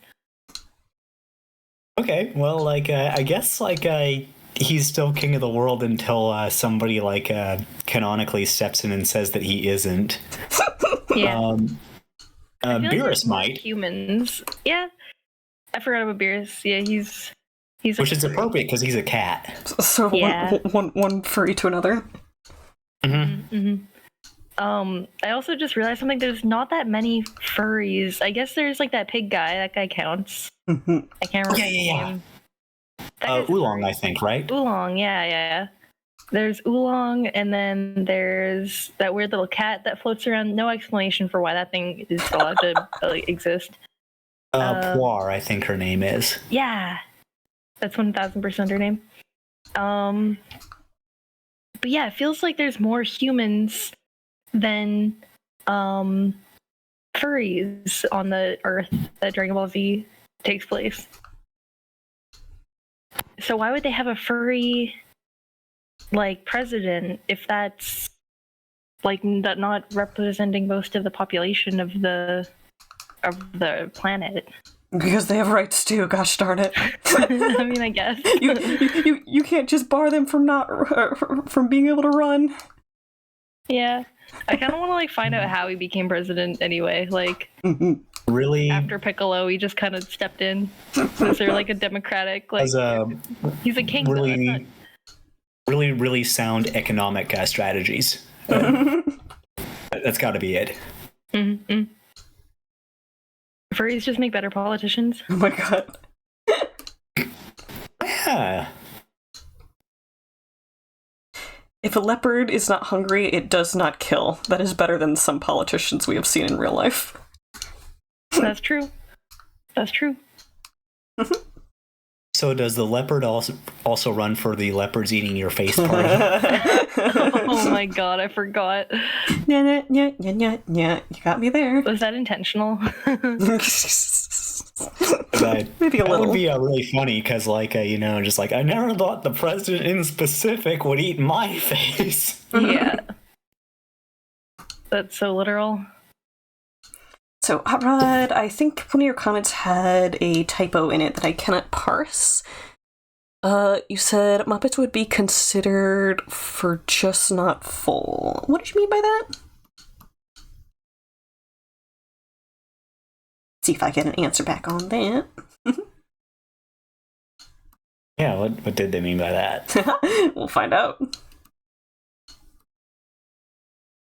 My bro relies on text-to-speech a good bit, and sometimes it goes a little funky. Hear that?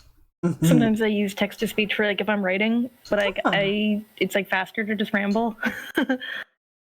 Taking notes. That's a good strategy.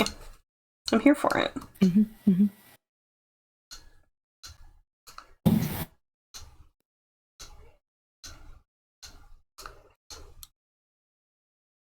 Like, now I'm just kind of thinking, like, what is my favorite kind of cheese? I actually don't know. I got kind of hankering for Kojak right now. Ooh.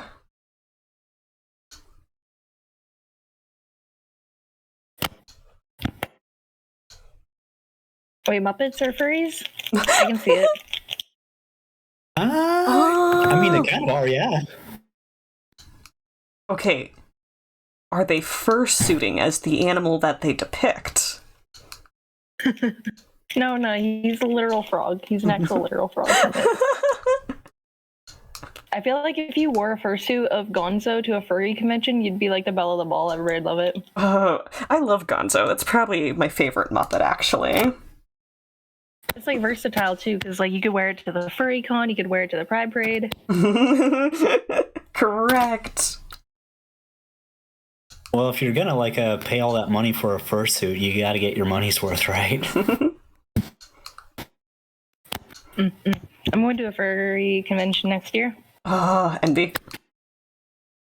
Yes.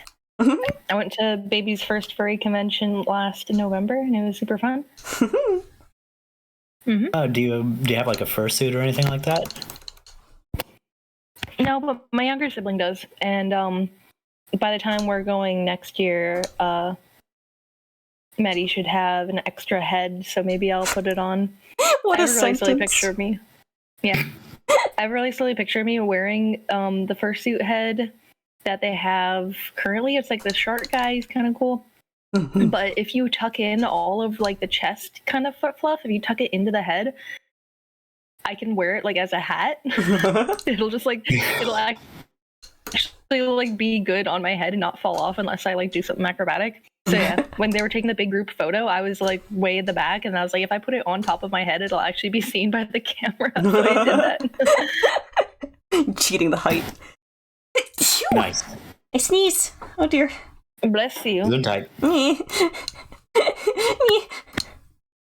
Still something that amuses me to no end is the fact that like a Violent J from the Insane Clown Posse, like his child is a furry, and like he actually had a fursuit made so he could go to conventions with her. If I remember right, I heard about that. Yeah, I think one of his first one fursuits is a hyena, obviously. I think I read something about them actually getting scammed by like a fursuit maker before, and he had to like drop everything and like do like a PSA about it and got them in trouble. Just hilarious. Oh my god, good. Also, looking at the pictures now, and it slaps. It looks so sick. Oh, heck yeah. Yeah, like his like a fursuit is like it's a hyena with like a juggalo makeup, and that is perfect. Yeah. For him specifically, I could not imagine anything better. True. It actually looks sick, yeah. Here, I'm gonna leave a picture of it. But yeah, like check it out. Like it's somebody being a good parent. That's awesome. Right? Yeah, it's so sweet. We'd love to see it. Oh my god, they did a movie. Violent J and Shaggy 2 Dope did a movie called Big Money Hustlers, and we like watched it. You've seen it? I've seen it too. It was really good. We have to watch the cowboy movie one. It's called Big Money Rustlers. I haven't seen these. It's really good. Yeah, So like bad, but... Yeah, well, like Big Money Hustlers, it's like it is a trip. As it should be. Yeah, well, like it's a movie by the Insane Clown Posse, so what do you expect, I guess? But it's about like what you think it is. I would say. Good. Most of my for like the budget, it was good. I was gonna say most of my exposure to ICP is just from having like been exposed to Homestuck. That was my first exposure as well. Yeah, I had actually wondered what like the crossover between like Juggalos and Homestuckers was with, like, you know, they both like Faygo. And I guess here's my answer. Because it's full of miracles, bro. Yeah, one of the characters is literally like, that's his religion. It's like, but the way Homestuck is, the trolls created the earth through the video game. And so when Gamzee finds out about the ICP that Earth has, he's like, this is so fucking disrespectful to my religion. And he like has a huge meltdown. And because he didn't have access to like the substance that was like keeping him at like a constant mellow, it triggered him so badly that he went on like a massacre about it. Oh no! Where's that meme that's like, we gotta keep my buddy Kyle high 24/7, or he starts killing me? That's exactly it. Yeah, Homestuck was great. Ooh,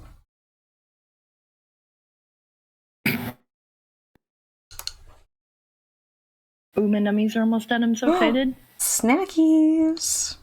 Yeah, Maddie and I were gonna go for breakfast, but Matt's just been a huge sleepyhead, so I'm like making food now. It's understandable. Right. Maybe later we'll go and tomorrow night though I'm playing Catan. I'm obsessed. I'm jealous. I love Catan. I love it so much.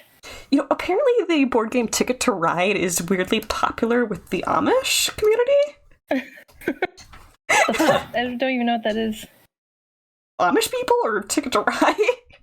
Ticket to Ride. I've heard the Weird Al song. It's a board game based around trains and like train rail ownership. Yeah, you're like running a rail company basically, right? No way. But it's also like competitive, like gathering up like land for it, you know. Railroad Tycoon? A little, yeah. That's super rad. I wonder if my mom would like that. She's a retired like engineer for the railway, so right. She would either hate it or she would like it. I can see her hating it though.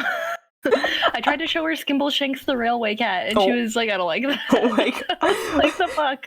Well, okay, did you show her the live action movie? No, the original. Aww. This was before the live action came out. I was like, Mom, listen to my favorite Cats musical song, and she's like, it sucks. I was like, no. Well, she didn't use those words exactly, but it's really funny.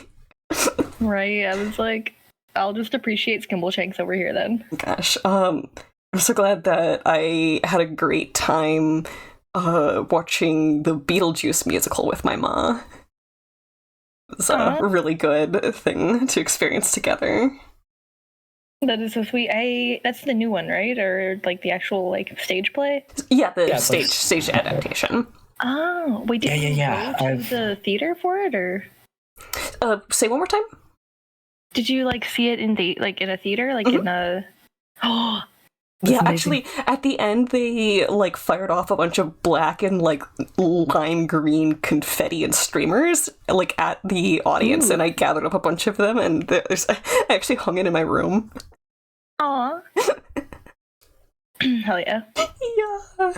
Yeah, like I actually had no idea about that until like my friend like showed me like some memes and stuff that were like about like cartoon Beetlejuice, musical Beetlejuice, and Michael Keaton Beetlejuice like meeting one another. Mm-hmm. Yeah. Nice. It's really good stuff. In a weird way, I kind of feel like the musical Beetlejuice looks almost a little bit more sleazy than like the Michael Keaton version, which is kind of interesting. Which is so funny because that's one of the most cleaned up versions of him in my experience. Except for me, I don't have experience with the TV cartoon version, so it's probably TV first, and then theater Beetlejuice would be in the middle. I mean, like, Alex Brighton or whatever his name was. Oh my god, that's so sick. I wonder if he still does that. He's actually still putting out, like, TikTok content about, like, the Beetlejuice movie. Like, I saw one of him talking about how he does the voice while, like, singing. Which is obviously I think difficult. I've seen that too. Just, like, mad respect. Oh, my nummy spirit back. Yay! Yay! Yeah, like the cartoon Beetlejuice, it's like I wouldn't exactly call it clean, but it's kind of like the gross out humor that you kind of expect from like cartoons, you know? Yeah, but as like wow. Okay, my brain just restarted. Sleazy versus gross. One is allowed in standards and practices, one is heavily controlled. That's where most of that, like, differential is probably. Yeah, like I remember, like I have no idea why this is the joke from the cartoon that's stuck in my mind. It's like there'd always be like segments where like, you know, Beetlejuice is like watching TV in like the land of the dead and stuff like that, and like there'd be like these little TV segments that like are about like products that he's selling in specific. And like one is like a joke book, and it's like Beetlejuice's jokes will either make you go yuck yuck yuck yuck yuck or yuck. No, that's a good one. I'm here for it. Yeah, like I kind of wish I could remember more of that cartoon than just that, but oh no, we'll just have to put it on stream in the Discord sometime. Oh no. Hey, yeah, sure.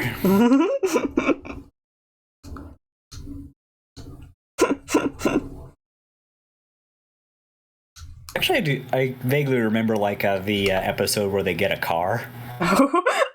Oh heck yeah! Yeah, like Lydia names it the dragster of Doom, but they call him Doomy for short. Aww. I mean, he's also alive. Oh. And he has like an abnormal carburetor, kind of like how young Frankenstein, like the creature has an abnormal brain. Oh my god. And like there's like moments where like sometimes Doomy will go feral and like kind of turn into like this weird werecar thing. Oh, I love that. And like and when it happens the first time, like Lydia's like panicking and like I try to keep control, and like Beetlejuice just like leans out and says, "Faster, Doomy!" I'm just like Beetlejuice, what are you doing? It's like, the faster we go, the more bugs I'll catch. Yeah, that tracks. Good.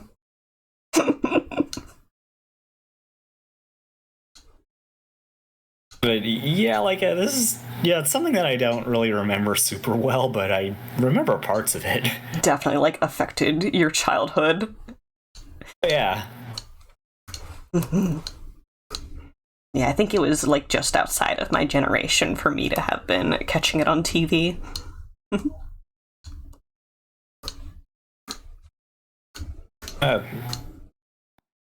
What was something that was like more of like a cartoon that you would have watched then? I was around when Courage the Cowardly Dog, maybe? Definitely. I was about to say I think I was alive when the first episode of SpongeBob dropped. Oh, okay. Yeah, 'cause I was a 1999. Oh, okay.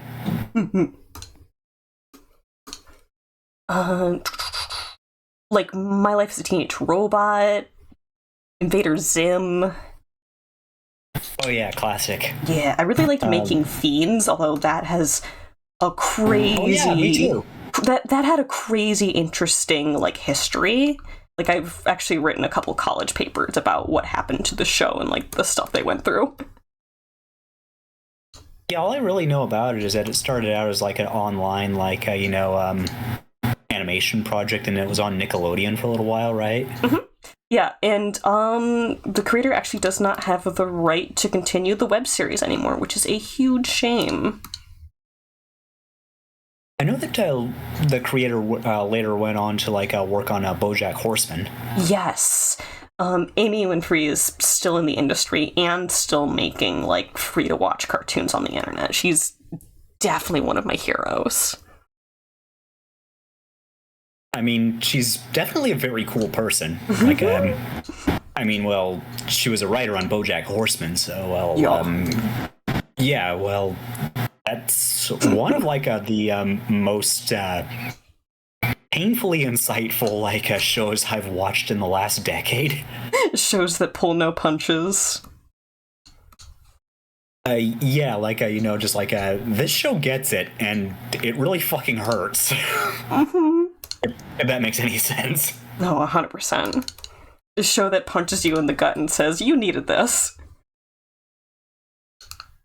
Yeah. and then you shake your head and you're like, you're right, BoJack Horseman. It's like, you're so right. I did need that. I hate that I needed that. But yeah, well, like, one thing I still think is actually really nice about BoJack is that, like, that helped me, like, articulate, being asexual. Yeah, no, I can't name a show that went into more depth than BoJack did with Todd. Yeah. Well, like, I mean, that's just it. Just, like, stuff that, like, Todd, like, said during the show, like I felt like that before. 100%. Like I don't think I'm gay. I don't think I'm straight. I don't think I'm anything. I think I'm just Todd. Yeah. Well, he's just kind of like written as introduced as kind of like a one-note slacker, and like kind of later on to went on to be like one of the more interesting and nuanced characters in the entire show. Yeah. Todd's interesting because he's both a character of levity, but then every so often he really is like a vehicle for something really important, and then the characters are still disregarding him as the comic relief, which I think is so funny. Yeah, well, he has some of the best lines in the whole show, though. True.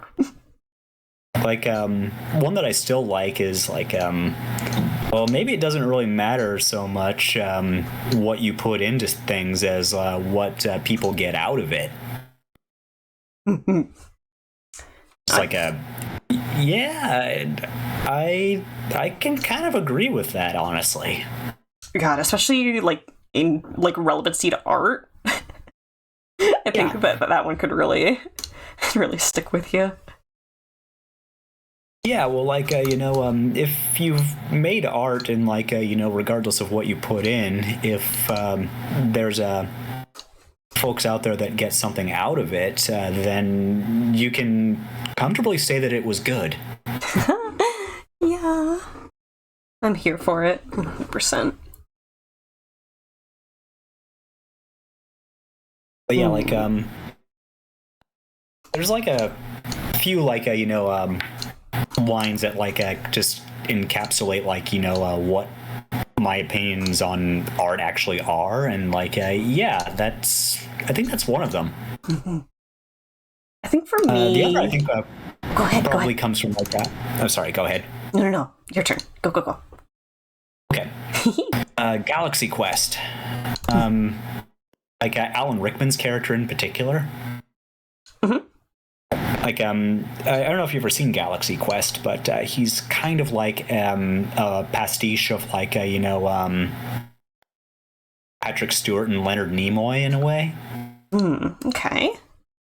Like, he's like a very clearly like, classically trained actor, and like, you've always played by Alan Rickman, of course. So like, he's like spends like the good part first portion of the movie like just sort of down on himself for like kind of slumming it, and like his greatest contribution to like his field of work is basically being like just a dumb character on a dumb show. Oh, okay. And later, like when they like meet like a race of like aliens that have like patterned their culture after like the Galaxy Quest TV show, and there's like a moment like you've seen the movie, right? Or my brain's caught up now. This is the one where it's Star Trek like, and the quote unquote Star Trek actors end up abducted by real aliens, yeah? Yeah, like the one that like patterned his culture after like Alan Rickman's character in specific. He gets shot and like he like lays dying, and that's like when like it hits this guy that like he's actually like experienced every actor's greatest dream. He's given a performance that was like profound, and it stuck with people. And Galaxy Quest is actually like really fucking cool in that regard. Yeah, some good levels of like profound message beneath all the silly. Yeah, like it's actually like profound by way of being silly, and that's something really friggin' cool. Yeah, absolutely. Okay. Yeah, like do you have like moments like that from like a film or like a TV that were like just like maybe not even TV but like books or comics or anything like that? My all-time like waypoint of a movie is probably Meet the Robinsons. I haven't actually seen it, so you might have to explain a few things for me, but so sorry. So Meet the Robinsons is about a boy genius character who is given up into the adoption system by his mother.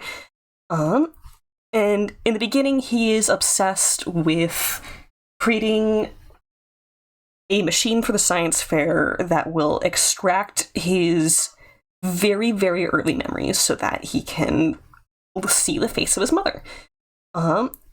However, on the day when he's going to unveil and demonstrate it, he is essentially abducted by a boy in a very strange ship-like machine that turns out to be a time machine.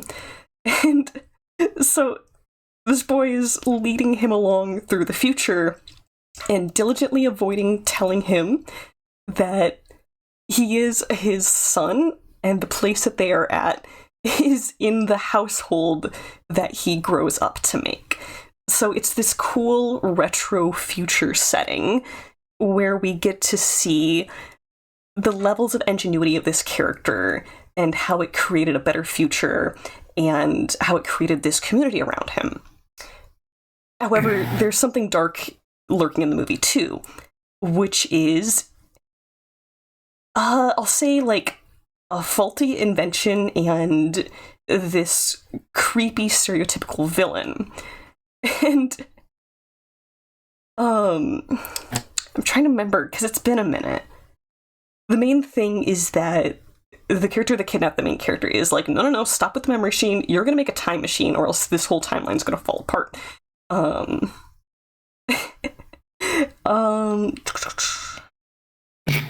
Sorry. I just did a quick search for like Meet the Robinsons, and one of the first results is just him holding up a piece of meat and says, "Steak, you're my only friend." Yes! Okay, so that character that you're looking at right now is the main character's roommate, who spends the first couple of acts being completely neglected by the main character and the storyline, and then we find out that he grows up to be the incompetent, stereotypical villain character for that exact reason.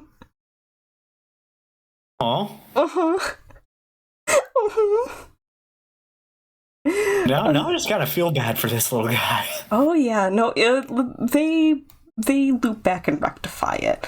But yeah, so the main character Lewis is constantly wanting to like give up and quit and just focus on finding out who his real parent is instead of working on these like new ingenious concepts and carving a future for him. He's dwelling in the past when there's much better things ahead of him, and it's not until like the gig is up and his like new found family is revealed to be his actual family in the future, and they have to reject him to force him to go down the path of creating this future for himself instead.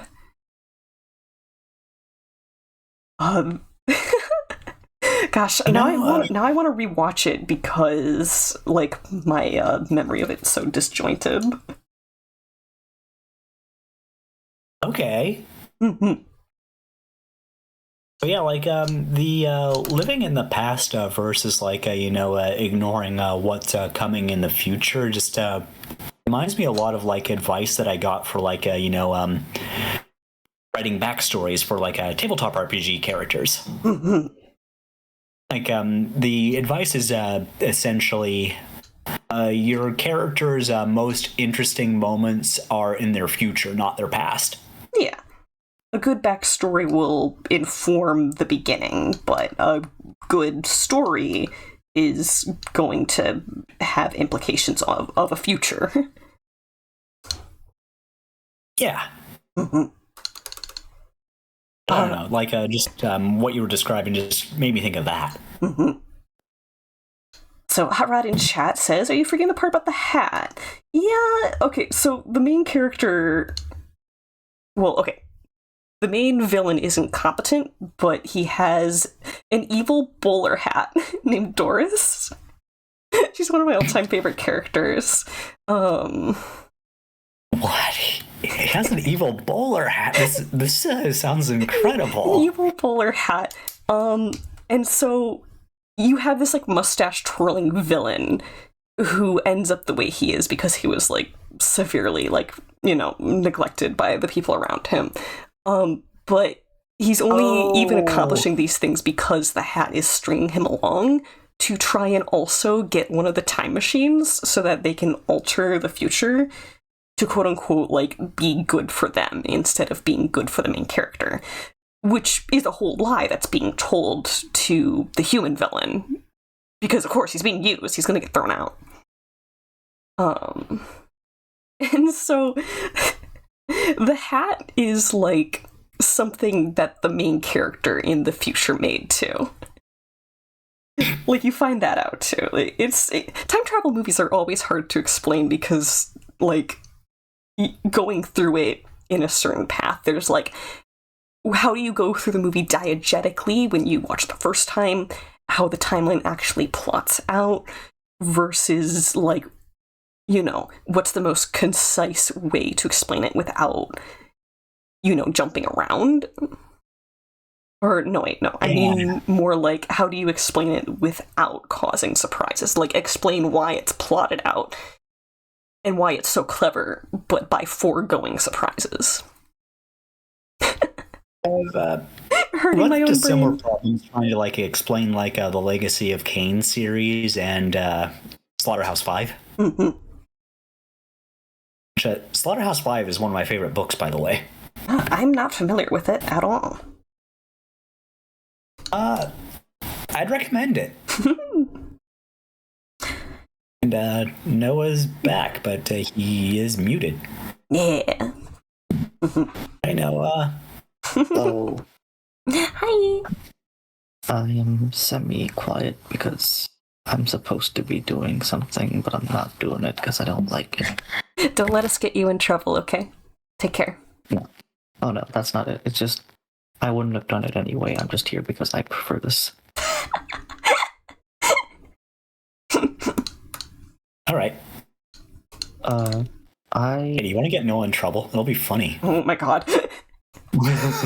No, I don't need you guys for that.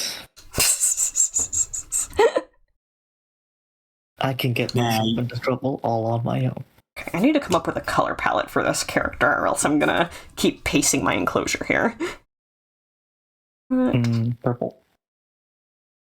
Purple. Well, they did request purple eyes. Then maybe make the bow purple too. Yeah, just rereading the commission request here. Pardon me as I focus.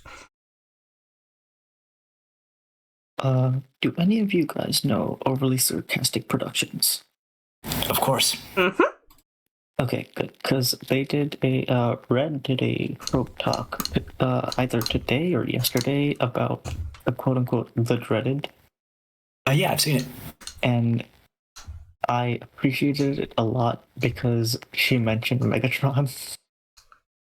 And OSP Red is one of my, like, the reason I appreciate OSP Red is because she is also a fan of the Funny Robot show. And I'm like, yee. But I do very much appreciate the fact that, like, in Prime, Megatron is a threat. Like, in the original Transformer series, like G1, Megatron would literally go, you know, curse you, Inspector Gadget, I'll get you next time. Pretty much every time. Like, he'd always get his ass beat and would, like, leave and be like, oh, I'll get you next time, Rocket. Or whatever. But in Prime, he is an active threat, so dangerous that they had to literally, after the first mini-series was over, they literally had to nuke him point blank to keep him out of the story for a while. And bro still came back. But the more I think about it, the more I realize, like, in the series proper, Megatron, I think, has lost once. And, like, in a single combat situation, Megatron has lost one time. And every other time, Optimus either barely survives the fight, or they only, quote-unquote, beat him by running away. The bro solos the entire Autobot team while they're trying to bring Optimus's memories back. And once Optimus gets his memories back, he comes back. He's like, Megatron, be gone. And they have a minor fight, which also ends with Optimus retreating, because that was the plan. The one time, when he dies, it's because he's been hit with the surprise attack by Excalibur itself. And the only time Optimus actually beats him is by throwing him into a power core of a cannon. After getting, like, juiced up. Every other time, Megatron wins a fight and only goes down out of exhaustion from having killed all his other adversaries, or by, like, the people he's fighting escaping. Mm-hmm. He never loses.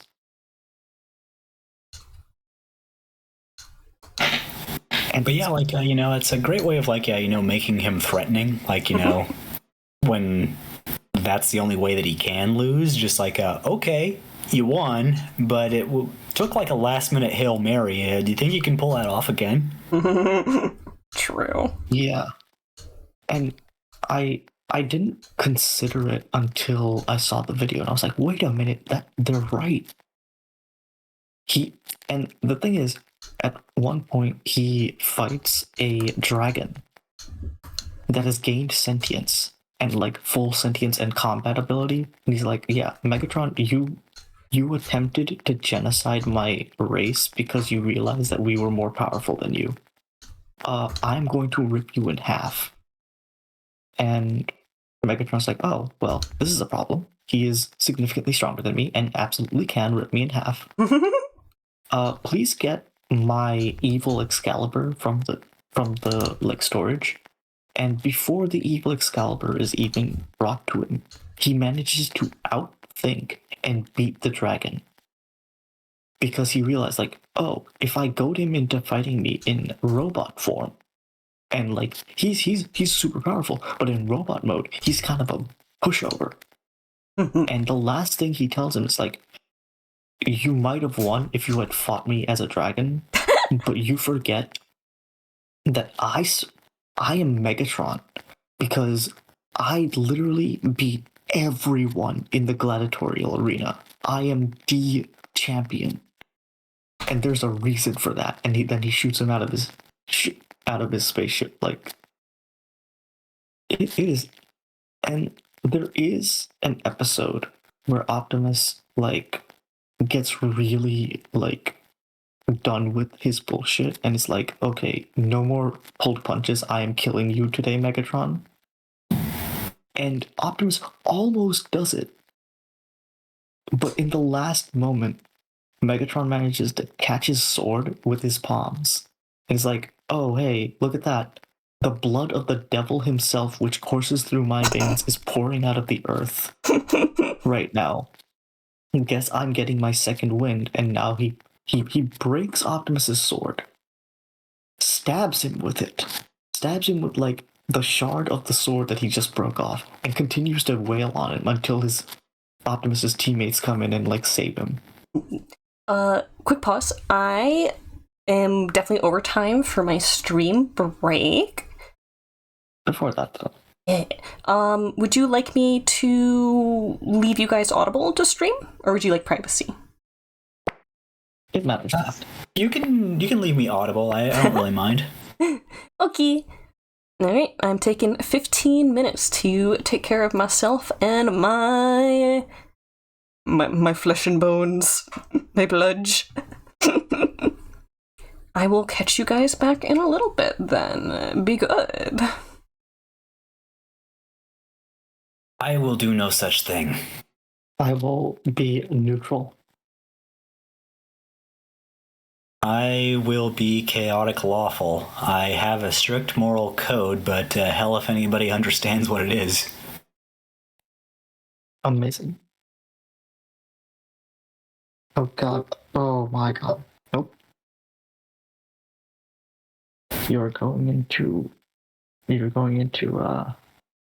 what's it called? Vibrating. There we go. Yes. The phone was being very yelly.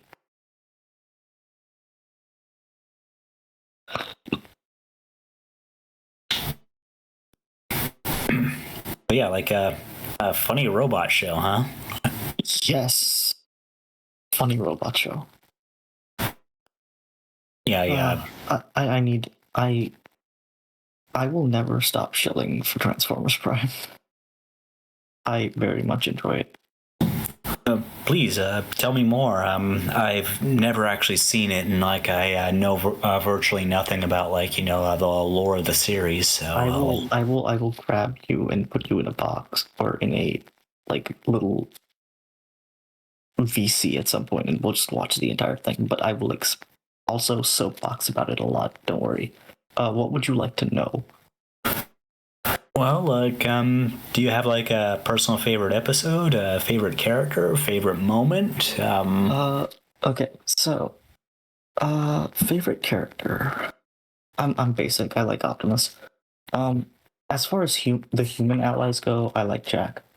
But a lot of people really, really, really like Agent Fowler, who at first is a dick, but then he starts actually being useful, and everyone's like, oh, he's based.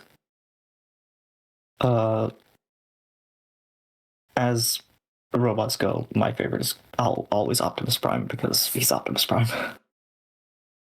But the one thing I will say about it is Transformers Prime is really good, but it is very portentous. It is, of all the Transformers media, Prime is a very portentous show. It's very everyone talks with some next level gravitas. It's like they're talking as if they're in a Shakespearean tragedy, but it's not that deep. But it is that deep. But it's not that deep. Well, there's definitely something to be said for that style of storytelling. Hi, Sar. Hey, Sar. It's not the storytelling. It's just the way that the characters talk. They talk very Optimus never uses contractions. I kind of have similar feelings about things like the Legacy of Kain series and Final Fantasy Tactics, both of which I think are really good. The line that still sticks with me from Final Fantasy Tactics that was I think it was a War of the Lions a remake of it that redid a lot of the somewhat sketchier localization stuff.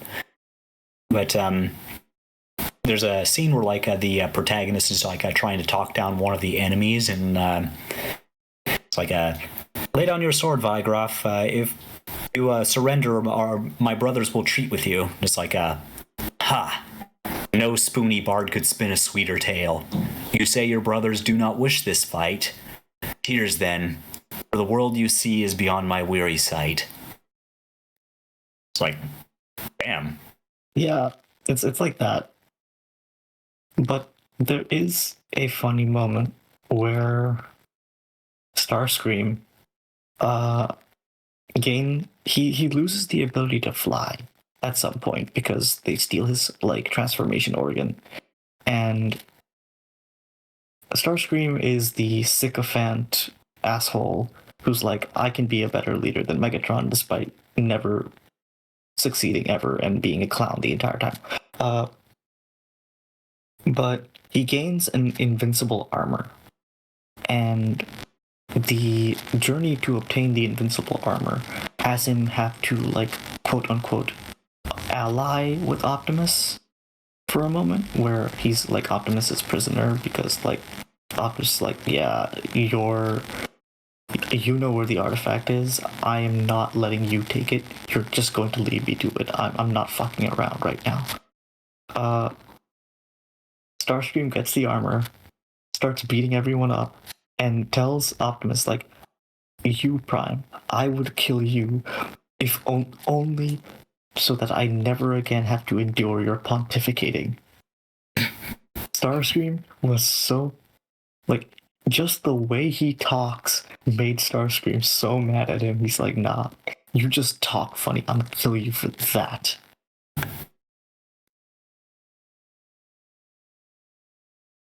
I mean, a thing that I've always liked about Starscream is that he puts on like a king outfit. And then he immediately gets turned to ash. Yeah. In Prime, they make Starscream a twink. I can be on board with twink Starscream. They give him stilettos. They do, don't they? Yeah, he's got stilettos in Prime. And one of my favorite Starscream moments has to be where the human ally Miko ends up with the armor that Starscream had. And she then gets like stomped on by the dragon and like burned completely. And then, but it's like the invincible armor, right? So when the dragon leaves, Starscream's like going up to us like, even the strongest armor can't protect the weakest of creatures, Lamau. To which Miko then grabs his hand, proving that one, she's alive and fine. And then she pulls him close as, it protected you, didn't it? And then she proceeds to go WWE as fuck on him. And the only reason she doesn't manage to kill him is because I don't think Miko's managed to kill any. Oh, she did manage to kill one guy, but that's like with a missile. Miko still counts. Miko is great because she is at the start of the series so fucking annoying.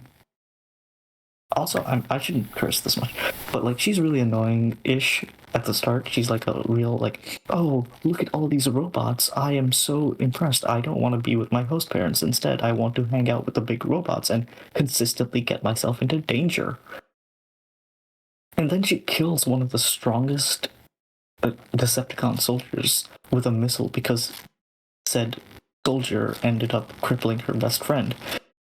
And then she mentions to Megatron at one point, it's like, if you betray anyone, mine is the face you'll never forget. And after she blows up the Decepticon, the Megatron's like, the Wrecker did this, as in the Wrecker being another Autobot who was in that fight. To which the other soldier's like, no, it was the human girl. And Megatron realizes like, oh, bitch wasn't kidding. She literally like, she eviscerated my mans here.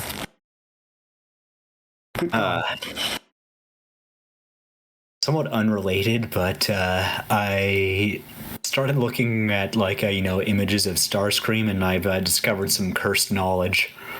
What? Bishoujo Starscream. Oh yeah, that's common knowledge. There's Bishoujo Optimus, Bishoujo Megatron, Bishoujo Starscream.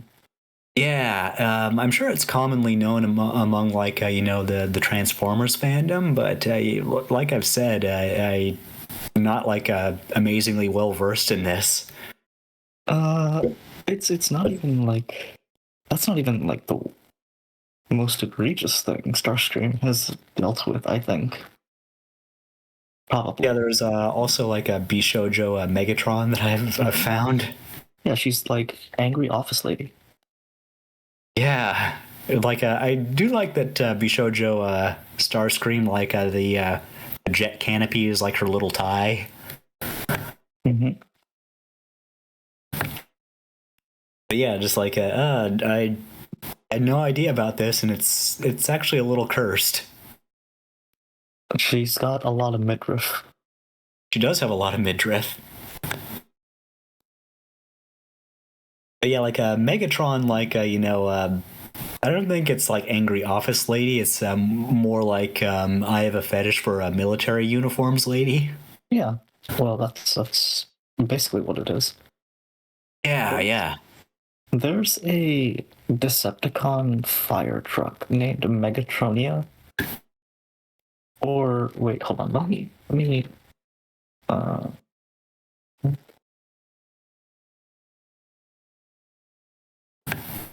No, Megatronia is the combiner, like form. It's the combined form of all of them. The Megatron colored fire truck is Mega Empress. Mega And Empress. I believe her lore is that she's made of like the part I think Mega Empress was built from the spare parts for Megatron's creation. And so she's just a Megatron simp because she's literally his little sister. Oh no. And I say little in terms of like continuity and chronology because she is much bigger than he is.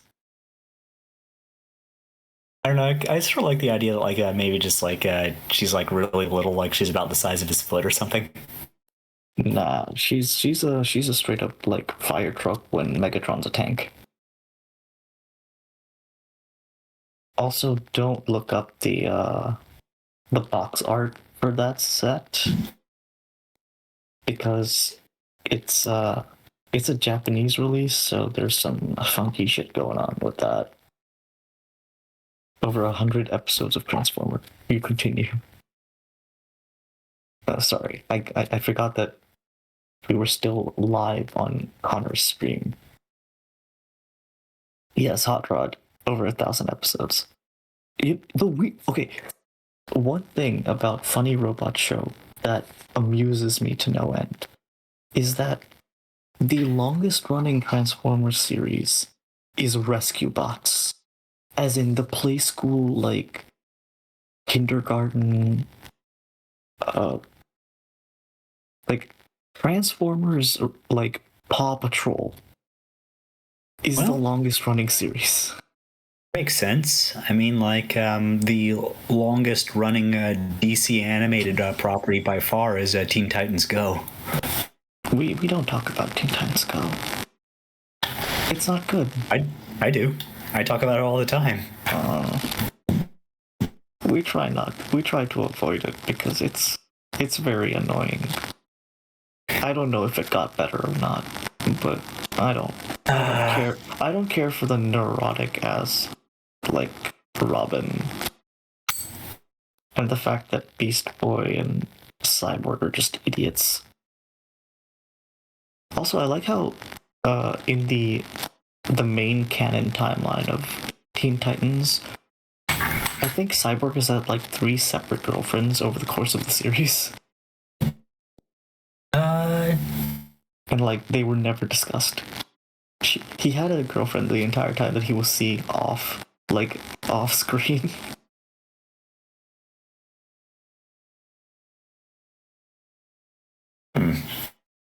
Yeah, like in OG Teen Titans, like he dates like what? Bumblebee, right?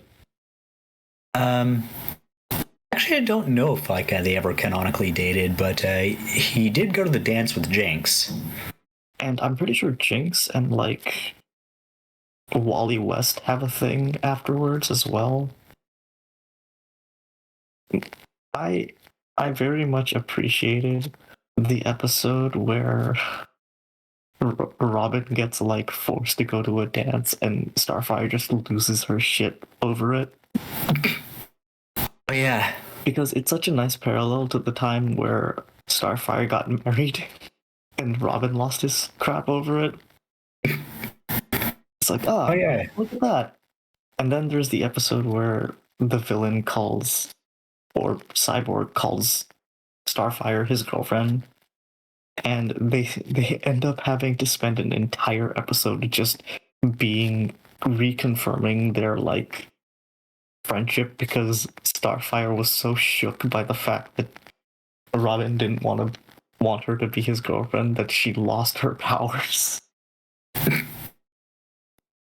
Like, oh no, I can't use my light, obscene strength, and laser bolts until you give me proper validation, Robin. Please praise me.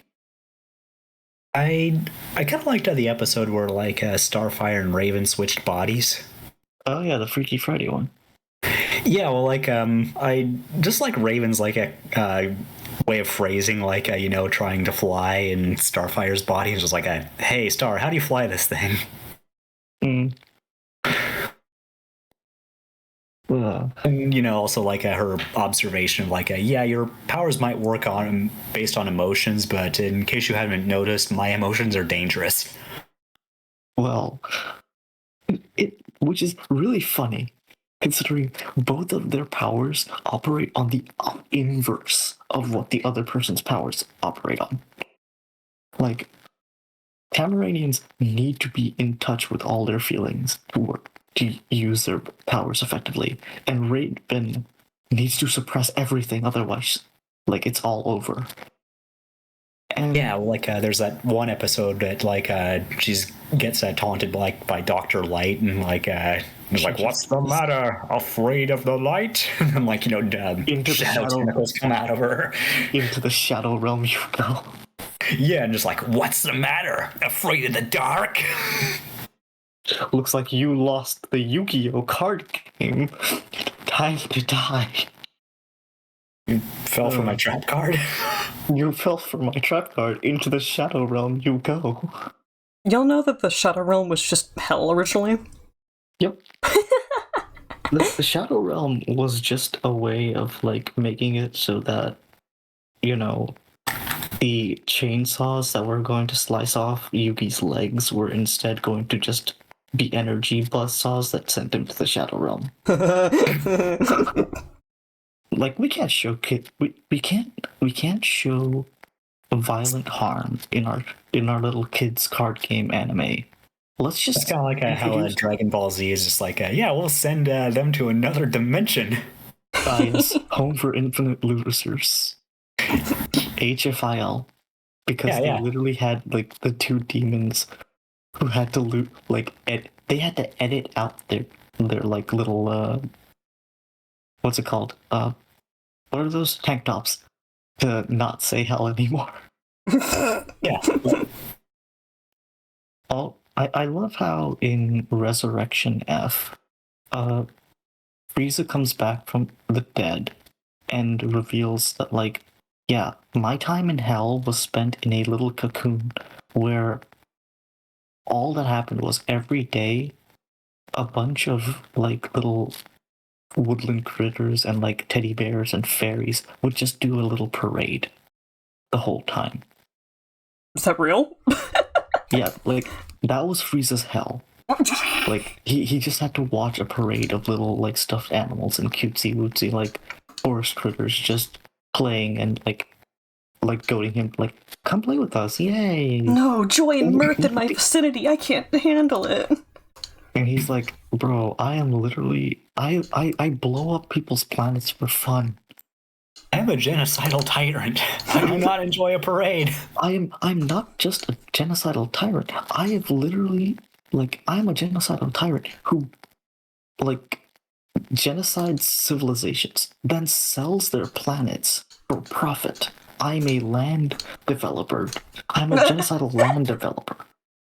Bro, I need to gentrify. Like, I was hoping for somewhere I could gentrify. This is terrible. And then he trains for like 4 months and attains a new form and immediately goes, I'm going to kill Son Goku now. And then Son Goku's like, yeah, that's really cool and all, but have you considered the fact that achieving a new transformation without actually, like, spending time in said transformation might be problematic because your transformed form takes up, like, a crap ton of your stamina. So you have the strength buff, but you cannot withstand fighting us for that long, and your training is paltry, and your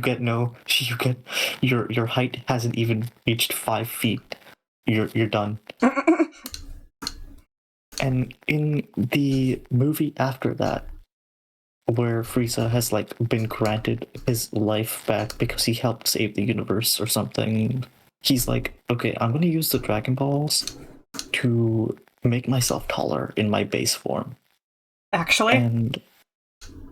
And his subordinate's like, but bro, your second form is literally, like, twice as tall as Goku. Why not just stay in your second form? It's like, no, I need to be taller in my base form. And I'm not going to be immortal anymore because I understand the implications and it sucks. So I'm just going to make myself taller because I have a complex about my height. And my favorite part about that is the literal, like, in the original Dragon Ball series, there is the Red Ribbon Army, who are, like, a bunch of, like, evil, world-conquering bad guys. And their leader had the exact same Napoleon complex and was planning on using the Dragon Balls to make himself a bit taller. And is this like retroactively making like Vegeta that much cooler or something? It's like, hey, at least he could admit that he's short. Yeah, he's tiny, but like when you're the Prince of all Saiyans and you have that like the ability to back up that claim with how strong you are, who gives a shit? Look, he bagged the most rich and yes, he did. He bagged the richest girl on the planet. Like there was a joke in the abridged series where Yamcha and Krillin are getting into an argument about the fact that they're both single and they both got broken up with. And Yamcha's like, yeah, but you got your girlfriend broke up with you too, Krillin. It's like, yeah, but the difference is, when my girlfriend broke up with me, she took all my money because she was a secret like IRS girl, trying to like get him on the life insurance pack he had because he survived. He was brought back to life and he took out a life insurance loan. Oh my god. But like, when your girlfriend broke up with you, she left with all of her money. And you're the one who's broke. I'm back. Hi, Welcome back. they're talking about Hello, DBZ Dada. now. We're Oh, talking yay. about Dragon Ball and the fact that, like... Oh, Dada saw. I did. I loved it. I love the fursuits too. The what? Fursuits. In what context? Violent J's fursuits and guest VC. Okay. When we were, Actual talk- sex, when like, we that's were a talking dope about Insane Clown Posse. Oh. Yeah, it looks like Yippyar. Oh my god, yes, him. Oh, Yeah, well, like, Furries specifically in we the were world. talking about like It's a dog. fursuits and the fact that Violent J had like a fursuit made so he could go to furry conventions with his daughter. Oh, that's sweet. Question mark. Incredibly. He's a very good father. Yeah. Yeah, like, that's what being a supportive parent looks like. It's awesome. Yay. There's an image of I have it. Let me post it. It is basically what the Companions Guild in Skyrim is about. And it's so dumb. And when I posted it, someone decided they did not like it. But I thought it was funny. It's in... I'm gonna put it in VC1.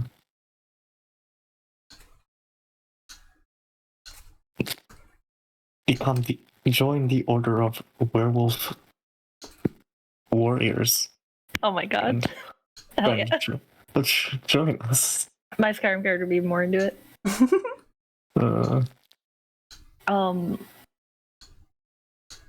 This reminds me of the series of prank phone calls that people were using voice bits from like Skyrim and Oblivion, and they called Animal Control. And with Ayla, I think her name is, from the Companions, yes. and she was like, "Give the thing a quick death." Like, Oh my god. Oh my and then they're like, "What kind of animal is it?" And she's like, "It is simply a beast." I think about that one. They also It is simply a beast. They also prank called a library pretending to be Parthenax the dragon, asking for nice. a scroll. Wait, that wasn't Parthenax, was it? It was the old man. What's Arngeir? his name? Septimus? Septimus, I think. Yeah, he's like, it's just a book. Oh, it's just yes. Oh. Okay, so who would win, Hermaeus Mora or the Glob Glow Gab Galab? Oh, that's unfair. They're like brothers. Don't make them fight. Connor, Hello, we're the under love attack. slug. Oh. False I don't like the alarm. Ayla one, but It's I'm just also the gonna love like the slug rat and their one because community. the rat one's my Relic favorite. _Aldabaoth It's has from boarded the Oblivion. starship. Oh my god. I love Harlot of Oblivion. Wrath has boarded the starship. Vinatrix VT has boarded the Oh starship. no, there's so many people.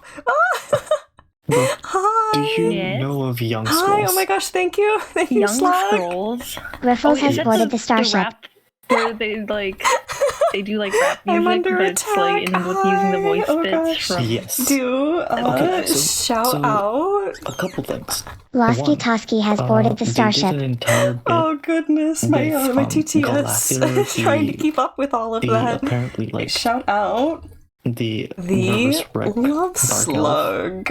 and they also did. Thank you. Hi everyone. Young Scrolls made a mod We are that currently basically working turned on all of a Skyrim's, commission. music into a. I He basically made an entire. pop out some of the color stuff soundtrack right for now. Skyrim. We are A second drawing a soundtrack. Scorpion Maid And I haven't character used it for because a client I on VGen. More Hi. into the Hey, Slug. regular What were you guys Skyrim doing? music, but like I What were use y'all that doing? as a background music while I'm writing, and it's like really good. Oh goodness. I have tea Boo right now and I cooks. modeled. That was me drinking apparently. It was going, That's the best. I found a dungeon synth musician. Also, that we does are some, like, here with actually some really friends. good They stuff. cannot hear Super me right underrated, now. like really underground. The way that I found him is I We were was talking about like DBZ Googling and the names of Skyrim my and OCs, Transformers such and as good stuff. practice, just in case. Playing And Yakuza. so I googled Leviticus, Oh my gosh. and I found this guy named You Lord and Leviticus your who just girly releases pop old men. dungeon synth Oh, music. the man one And where then you later I forget found his out he had a name. fan song for Heck Lucy and freaking LeChance yeah. from Okay, I assume Oblivion. that you guys And were then running the for a pieces good started long falling together, time. and I'm like, oh, this guy got So, the name Leviticus from please Oblivion, remember to which take I care did of yourself. too. So we both like got. If you need to we step both took away, this, like, if you need to NPC raid and from run, if you Oblivion need and stole to his get name up, and have a used it for our snack, own, absolutely. pursuits. Yeah. I'm happy to know, have just like, anyone who wants to Would stick your around while I hang out Leviticus with make people a and draw. dungeon synth music? Yeah, thank you. I hope you're having a no. fantastic day. Playing with his old man in dolls the again. future, if you get, I know he's probably Like pecking them together, old man making yells them at clouds. kiss. He's like, I prefer Doing real a instruments. Get the slunky synth out lurk. of Absolutely. Maybe over I'm time, running enough for time passes at and least it another becomes 45 retro, he'll be like, minutes presses to the button hopefully on get the the colors keyboard down and on make a this sound and then commission. move. Then we'll probably be passing the train Maybe, along. okay. Okay, would it be like this? Hold But on. okay, I'm a wrap up my yap Would he be and this listen to guy? my bros. We got Yeah. some silly music. Let me get the. We got video. nerds talking in my ear. We got cute scorpion girl maids to draw. I've also kind of wanted to like do So, a yeah, drawing of like buckle in, Leviticus get playing comfy. Piano Man. As Leviticus Joel, Billy Joel. You know? Furry literally called him Billy Joel one time. They were talking to like this goat lady, so Oh, that's goat right. connotations. Yeah. Brooke, I love that goat woman so much. I hope we see her character again. Oh yeah, Louise, Whee! baby. Very tempted to. She's the one that like owns the cabin, right? And like gave him tea. Yeah. Yeah, very tempted to redo these colors as flats real quickly instead. Okay, I got a quick question. Ooh, Yes. question for whom? What? Oh no, this is in general. What's that word where like you puff yourself up like the animals do, like when they're fluffing themselves up, Bristle? but not in an aggressive kind of way, kind of like a prideful way or something. Well, for humans, that would be goosebumps. Or like to Puff up bolster chest. oneself? Bolster posturing. Was it Bolster? Okay, bolster. I think it could be accurate. Let me. Posture seems like it could be accurate given the context. We've it had like four different true? pronunciations. Four different pronunciations of this one word. Bolster. You're gonna make me Google it.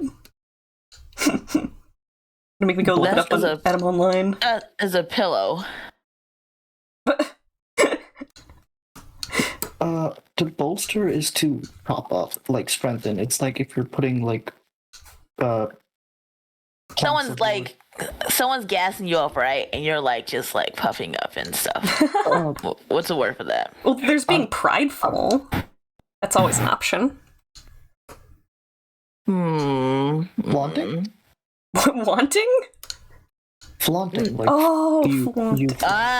colors. There we go. Yeah, flaunting like is that. show-offy. Yeah, that's like what Gotham meant, like trying to be show-offy and like puff up your chest to look cooler. Yeah. I'm just thinking like the word strut. Swagger. Yeah. Let's bring back swagger. I still say swag unironically. That's so swag of you. Oh my gosh. Mm-hmm. That's so I cash money. It's super swaggy. And I'm just imagining like the Dr. Livesey walk again. Oh, I love that. I'm addicted. I've literally listened to the whole hour of it. I'm not familiar with this. I'm gonna link it. Or I'll send it straight to you so you see it later. I'm gonna give him my Dr. DMs. Livesey. Honestly, Dr. Livesey is so fucking funny. Like, I went and watched a video of all the clips of him. We actually went and watched the entire Treasure Planet movie, but he steals the show every single time Dr. Livesey's on screen. So girly pop. Are you talking about the funk walk? Yeah, we went and watched the Russian PSA Yes.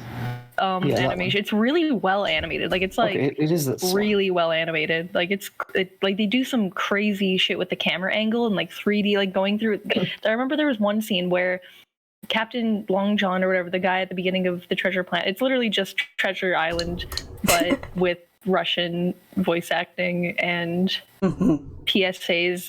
There was also really weird like live action segments where there would be people dressed up as pirates, and they would kind of, I know we like kind of skipped those because we were like, we don't know what the fuck's going on. We'll go back to the animation, but yeah, the camera went from the downstairs of the inn up the stairs, down the hall, and then through a door, and it was the trippiest looking animation. It was so well done. I was like, why did they go this hard on this anti-drinking and smoking PSA? Well, if I remember, the whole movie itself was a passion project that like barely got made to begin with. I thought it As was most commissioned by the passion Russian projects government. Am I thinking of the wrong movie then? I know that I could believe either one. The Thief and the Cobbler was a passion project that almost like ruined the guy's life. Never fully got made. Yeah. Say the title one more time for me. Thief and the Cobbler. It was also released as Arabian Nights. No, I meant the other one. But thank you. Oh, the Russian Treasure Island? I think it's just called Treasure Island. I might be confusing it with Treasure Planet is what's happening. Oh, Treasure Planet. Yeah. Treasure Planet's dope. We're I didn't know under it attack. almost didn't get made. Oh my gosh. False alarm. I have another raid coming in. Oh goodness. Hi. Yay. Hi, Moo Moo. Hope you're having a good day. Hope things going well. So Noah, like you mentioned writing. What do you normally See if our write shout about? out timer is done. Well, Yeah, little writing, pitter quote patter. unquote, is What something were you that I doing? do a lot less What of was on the right docket now. today? The last major thing I was big on writing is We are a story about currently working a on vampire a girl. commission of a Scorpion Girl made. We're going to be finishing off the rest of stream, premise is, getting some colors like, in. it's a Otherwise, we're having a like, grand old story time where listening to some the nerds main talk about character TV and is movies. a Emotes! Heck yes. Alright, guy if you need who's to get up and take care of on yourself, a please do. Streaming baking club. takes a lot He- out of he you, runs you a get baking club, stiff. and You one usually end up day, foregoing the- food, water, bathroom breaks like, for a bit longer than you the should. school idol, who happens to be a vampire, Very good as always. Thank you. shows up in his Thank room, you. I love hovering your over stuff his too. body, and he's like, "Okay, that's really funny. Why are you here?" And it is revealed that, like, for some reason, the vampire girl Scarlet can sense that his blood tastes especially good, and because she is part of the student council and very rich, she's like, "I noticed that your club is struggling. How about I pull some strings to make your club do better, and you give me some of your blood?" And it becomes like this small little like arrangement they have, and that's basically like as far as I've gotten so far.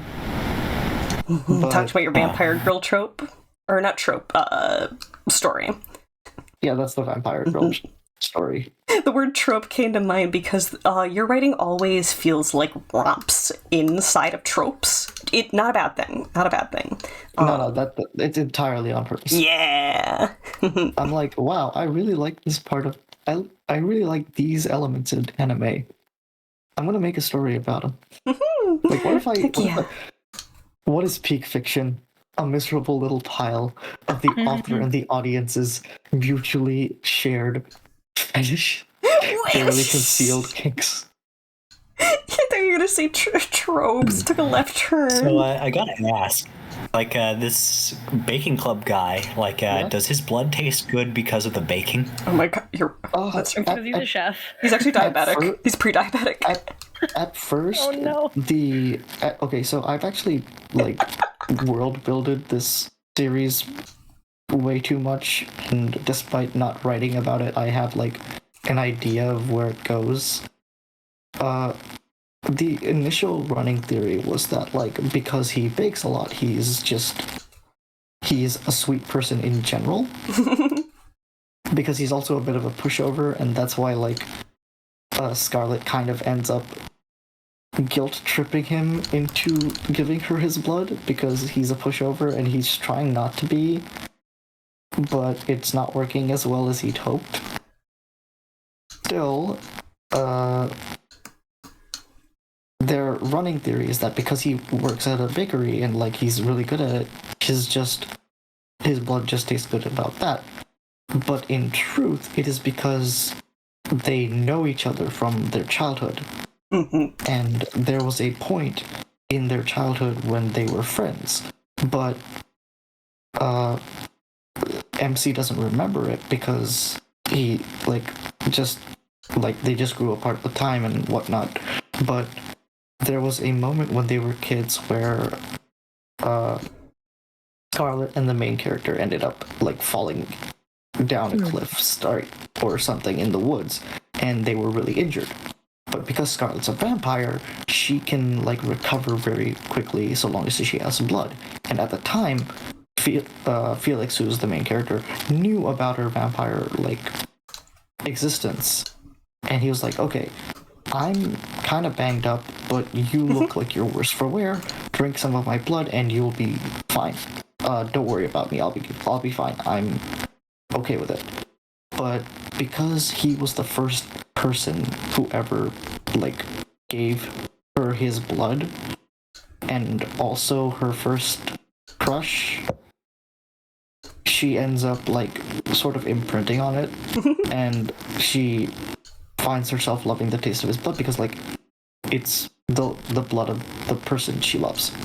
Aww. This anime is garbage, but have you watched Darling in the Franxx? Yes. Oh yeah. I see right through you.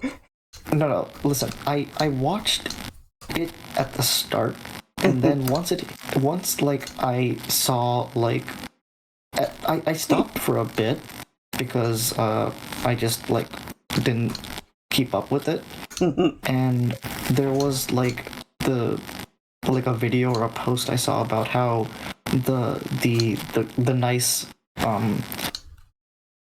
the one of the characters ends up basically getting cucked, and I'm like, no.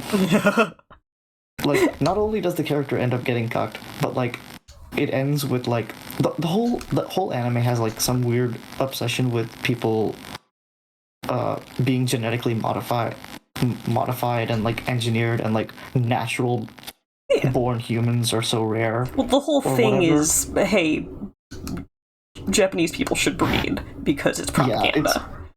It's there's so much of that, and I love the memes of like it's just Shinzo Abe being like, yes, make more of these. We need more Japanese people to like have kids. But like it irked me to no end that like not only did the sweet girl who was like partnered with the sweet guy end up getting impregnated, but that it was by the asshole of the group. And the fact that it happens while they're like still kids, yeah?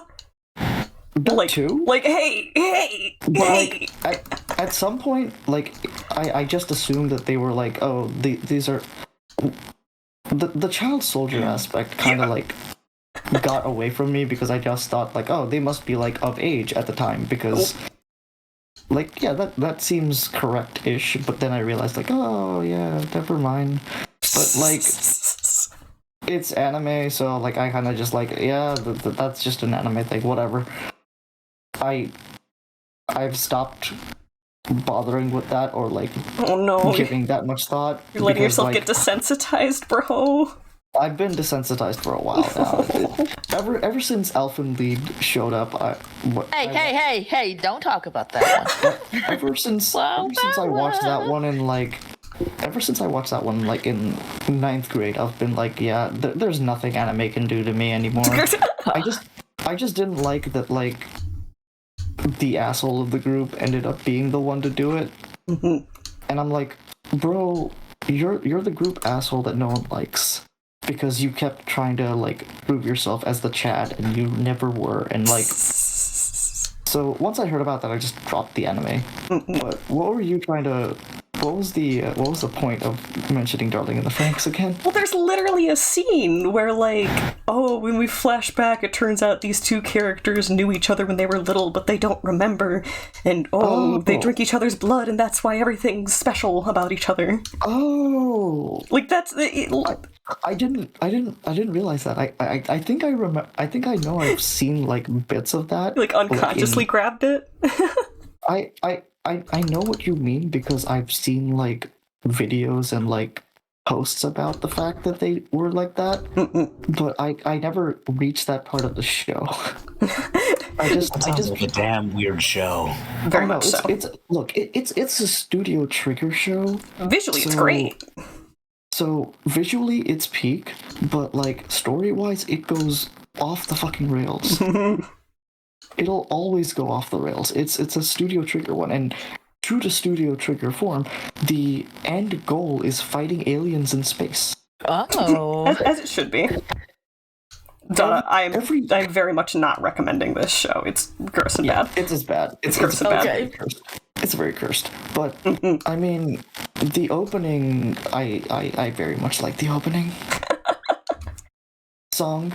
It's always a banger. I gotta admit, like a Studio Trigger for me, like you know, like how there's like some musicians or songs for some people that like you know, it reminds you of like some crappy ex that you had or something like that. Yeah. Studio Trigger's entire body of work is that for me. Oh my god. It's I cannot watch anything that they have ever done. Can't help it. Yeah. Like I remember like hearing about Dungeon Meshi and like wow, that sounds cool. It's like hey, it's getting an anime. Oh, that sounds cool. It's done by Studio Trigger. It is? Womp womp. Wait, Dungeon Meshi is Studio Trigger? Yeah. Yes. You should just read the manga. True. It has none of the hallmarks of Studio Trigger. I can't believe it. Bro was flabbergasted. Like, that is the least Studio Trigger anime I've ever seen. Where are the, like, obscene, like, space battles? Where's the part where they fight God? Well, I mean, if you know where the manga went. Oh no, I've read the entire thing, but like. Yeah, if you know where the manga went. Yeah. Oh, it filled up in here. I know. You'll sneak it in here. Hi. Hello. Wait. You know what you sound like? If you've ever watched like Jimmy Neutron, when it had a bumper for like DNA Productions, and there was like a weird mutant monkey, and he goes, "Hi, I'm Paul." Oh my god! Stop. That's what that sounded like. I don't know. Bye. What it sounds like posturing. That was the word I wanted. Posturing. Yeah. Hooray! We found the word. Posturing. Yay! I don't think I would have ever thought of that word on my own, so I'm glad you found it. Yeah. Yeah, let me go back and change before Chris sees it. Why specifically before Chris sees it? Chris is a good bean. Because I'm riding with Chris, so. Well, yeah, I'm just saying. There's no reason to be embarrassed around Chris. Are you talking about Chris? Yeah, Dude, Chris. I love Chris. We love Chris. Everyone Like loves Chris. zoned in. Yelp reviews are in. Chris good. Hold on, there's like a bunch of Bam. Now. weird There we go. halo. on the edge of the Alright, I'll be floor. back, guys. Just want to go outside. Luckies! No, I just don't want to, like, just be editing stuff after someone reads it or whatever, This is so weird. This is supposed to be clipped Isis, jelly bean, let's go. to Isis, the layer jelly bean, below, but let's it's like leaving the clipping layer. Clips to go. the Isis, come on. is not supposed to do that. Excuse me. Okay, I'll go. Wait, let me see the shoe. I'm a technician. I got Oh. you. Okay. Go. You see how the color's leaving the line art here? Yes. It's clipped to this layer. Oh. Is there white? No, there shouldn't be. If I lock the all the opaque pixels and fill bucket it, it doesn't suddenly gain more pixels. In fact, how about I turn it on and then erase? Oh. There might have been white. No, little. but it's still like shrinking. Like there definitely wasn't white. Huh. The other thing is that I'm using vector line art. Oh yeah, no, it's outside my. That's above my pay grade. I don't do vectors. It's I just weird let my that they're lines interacting get blurry. like this. I've never seen it interact like that before. Yeah, vectors Was do weird stuff. was there it could have just been a math related thing, or it could have been if there was like any sort of feathering setting that didn't get cranked all the way off.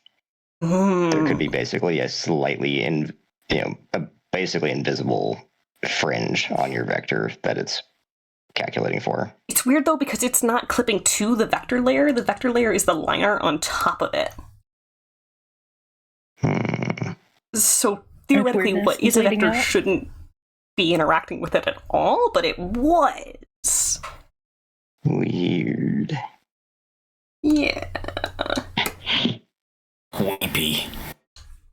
Oh, what'd I hear?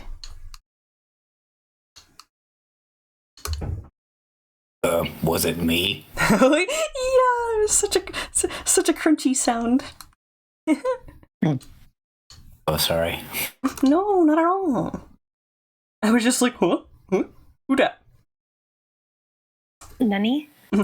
Nani? You are Also, that already spider dead. girl, really cute. Oh. Is this a commission? Yes.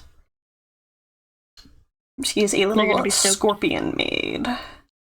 Ah, I see. Yeah, there's also going to be an alt version of her with a more human mask that she holds with her little pedipalps. Aw. Yeah. What are you laughing at? Phew. Bless you. Like, Meh.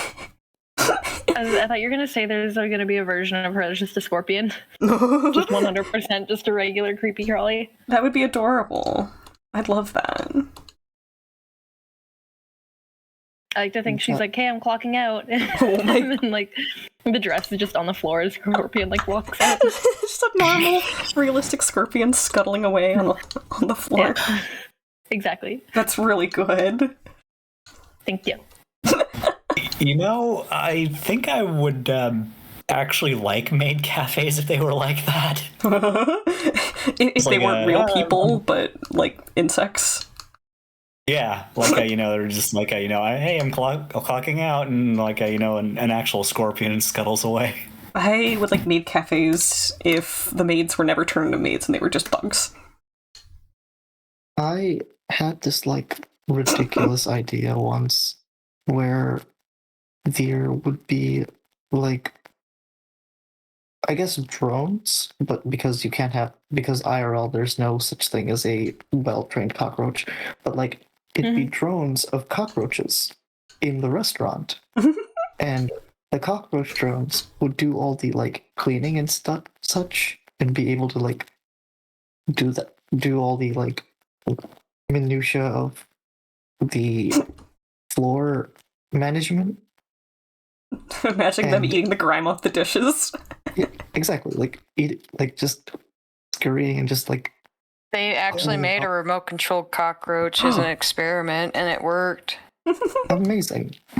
But the cockroach was like anchored to like of a crane, and the cockroach itself, his legs was going on a free rolling ball, so he thought he was moving. But he was actually stationary. That makes sense. They're gaslighting cockroaches. I can't believe it. We just gotta get Jenny Any Dots to come train the cockroaches.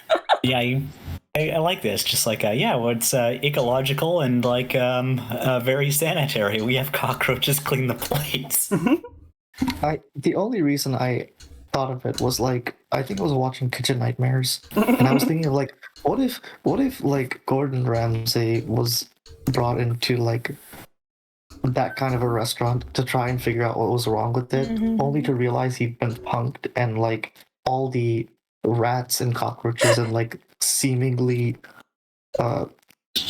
like problematic aspects of the restaurant's pest problem were actually there on purpose, because that was the theme of the restaurant, that like the quote-unquote pests help out and like clean all the tables and like do everything, and he just has to watch in shock and horror as like the robot and or like well-trained cockroach just completely sets his table for him. You're just explaining meal.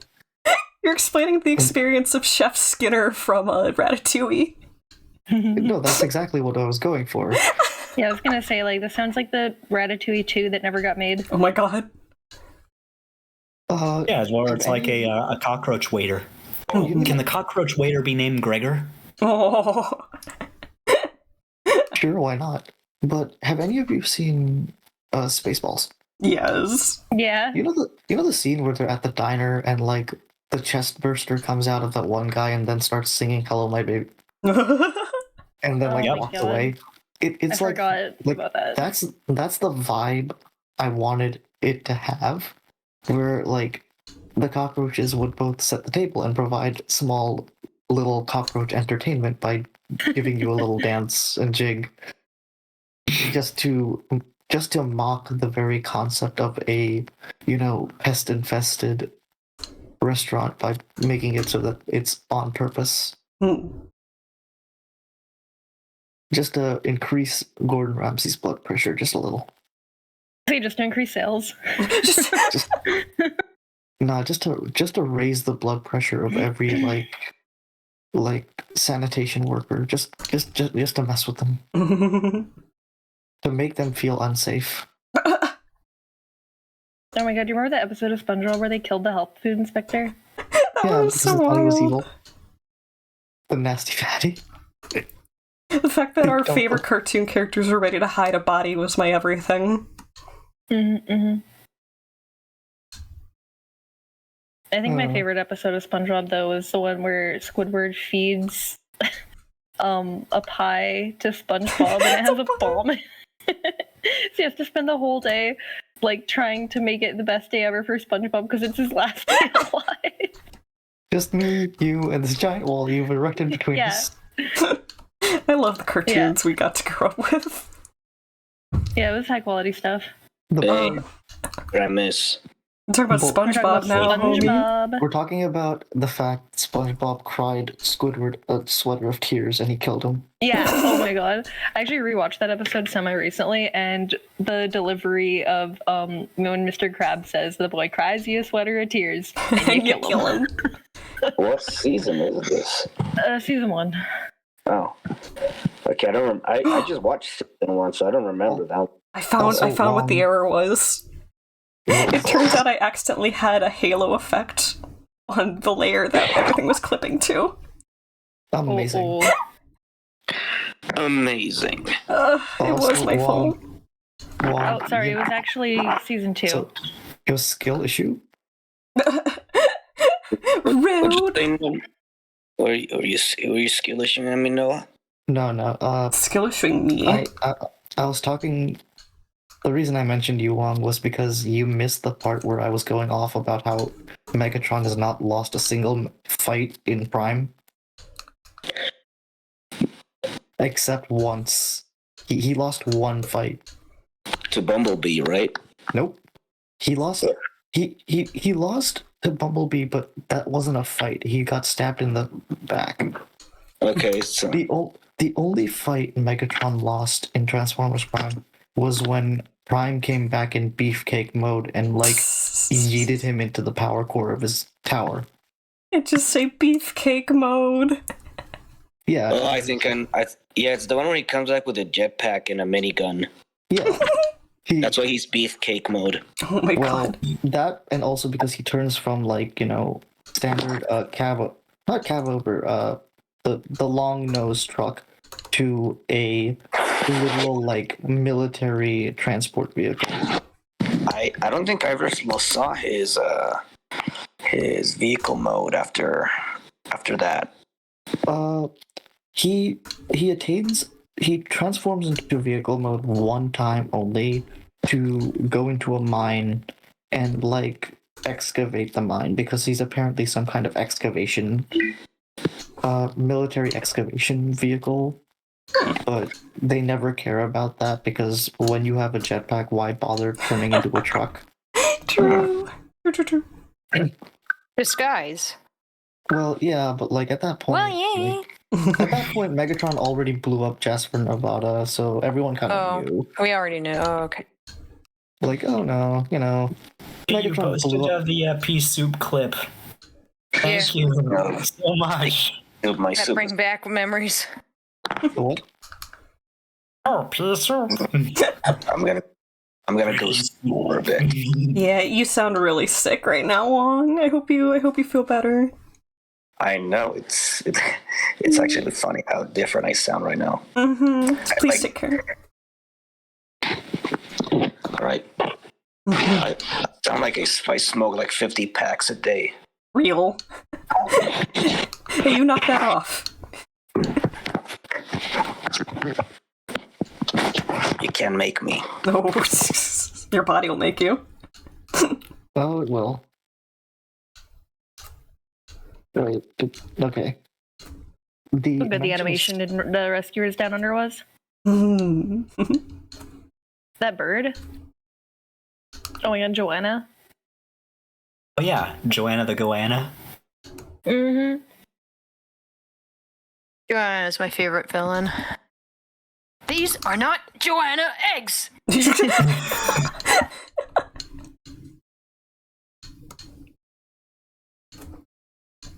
My mental facilities are twice what yours are, you pea brain. I actually haven't watched this before. I am uninitiated. Oh, Rescuers Down Under? Mm-hmm. We're watching it after what other movie were we gonna watch? The Sword in the Stone. Oh yeah. The list grows. Crown and Kenny tonight, King. We could do that.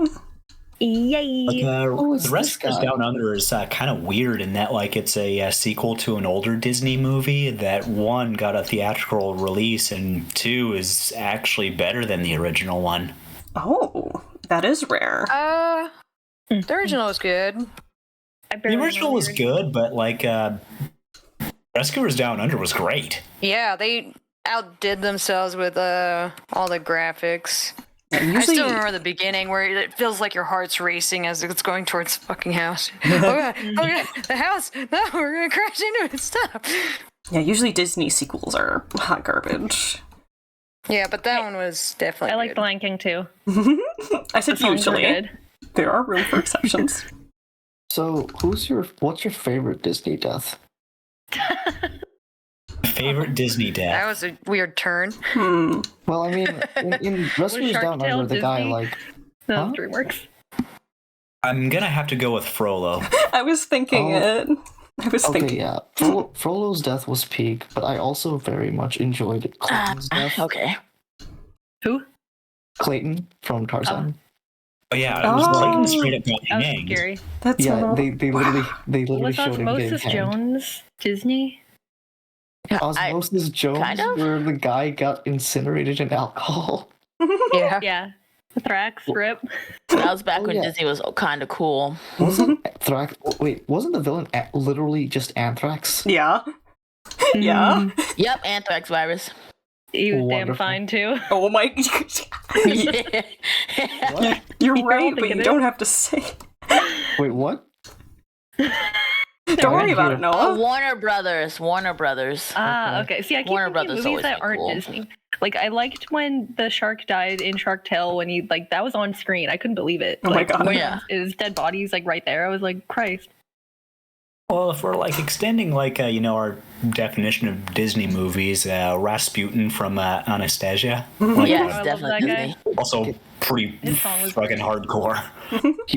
He got skeletonized, didn't he? I don't think Shark Tales is a DreamWorks movie. But I think that was before it became DreamWorks, yeah. Disney. Yeah, most definitely. Who is pretty girl in Shark Tales? That's something you would Google, Dada. No, these are the questions that Google. The people ask, and they show the most common questions. Yeah, and I'm saying you're one of those people.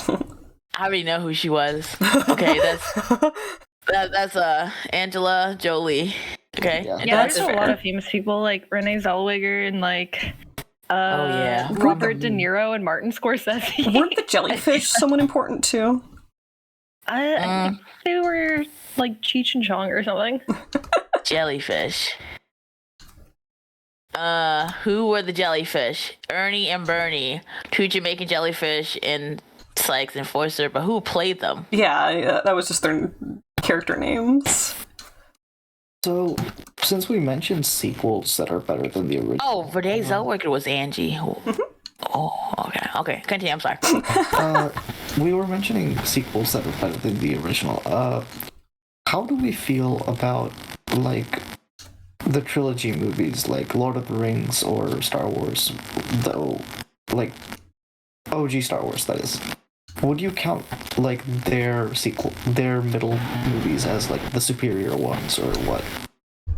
If they say it's canon, it's canon. Okay. I suppose. But like, how do we feel about like Empire Strikes Back and Two Towers? Are they better than New Hope and Fellowship of the Ring? I am don't know. I don't- I think unqualified. Empire Strikes Back was a more ambitious movie. Apparently, Star Wars was supposed to end with Luke putting on Vader's mask and going, "I'm Vader now," and going evil. Hell yeah. But on the one hand, Mark Hamill like, becoming the Joker.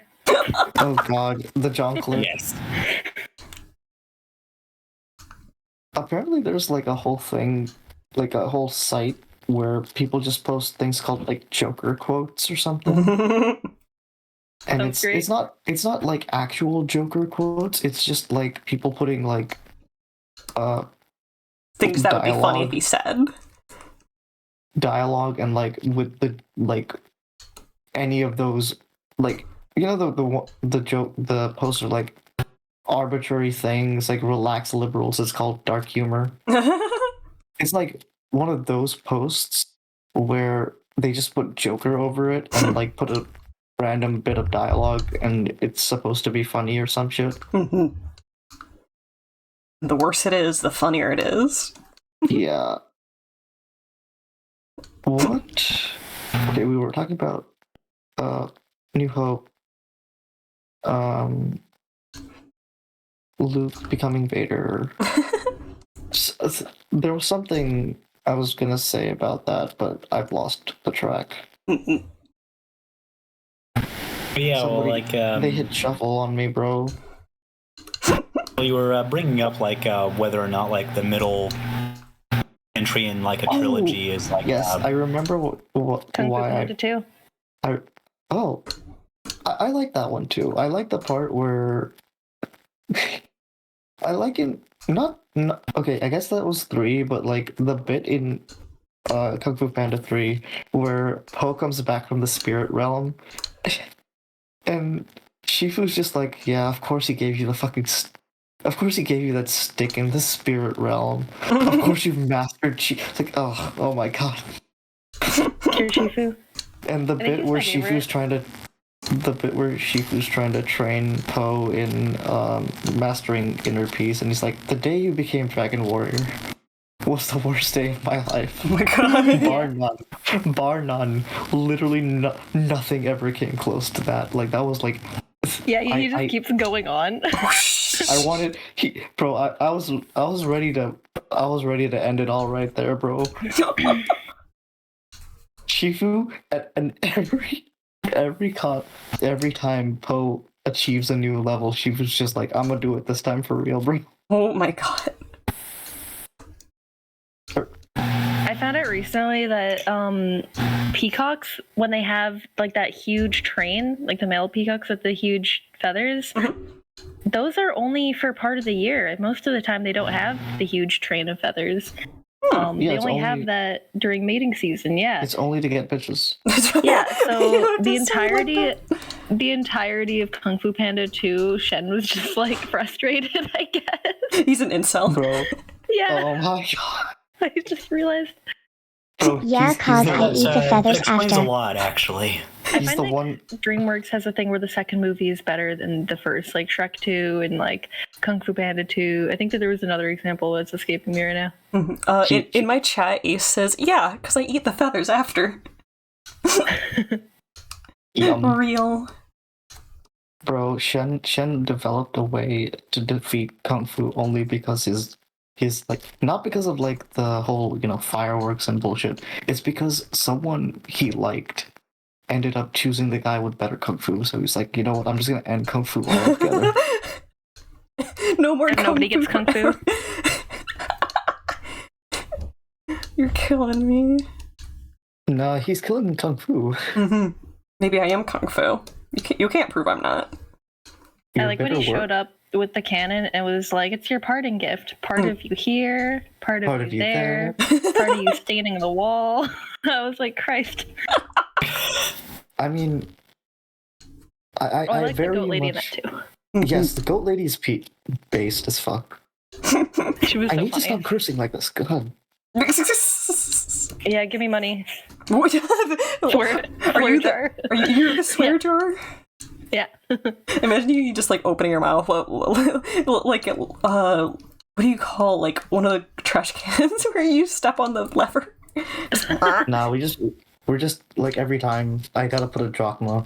The sushi restaurant I go to has a little lucky cat thing where you put the coin down, you press this button, and then like the thing opens up, and then the cat like grabs it, and then it's really super cute. It's like a little mechanism thing. Fantastic. Yeah, I remember like there was like a robot that was kind of similar. He's holding out his little hand, and like you put a coin on it, and like you press it down, and then like his eyes light up, and like he opens up his mouth and eats the coin and like chews it. Aww. I love super cute little gimmicks like that. It's good stuff. Let's see.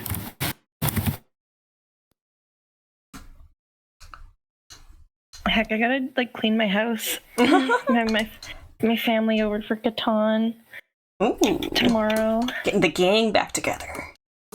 Yeah, I'm so excited to play Catan tomorrow. I'm addicted. Oh, okay. Longest yeah, road. like I found it. I can post an image of it for you.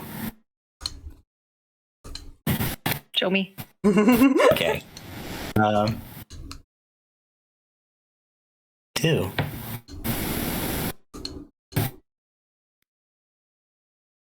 I love how with no context for my Twitch chat, you were just like, 2!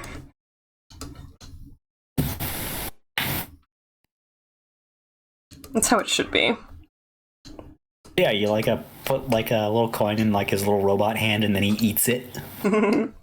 Big deal, I could do that too, but no one thinks I'm cute when I eat their money.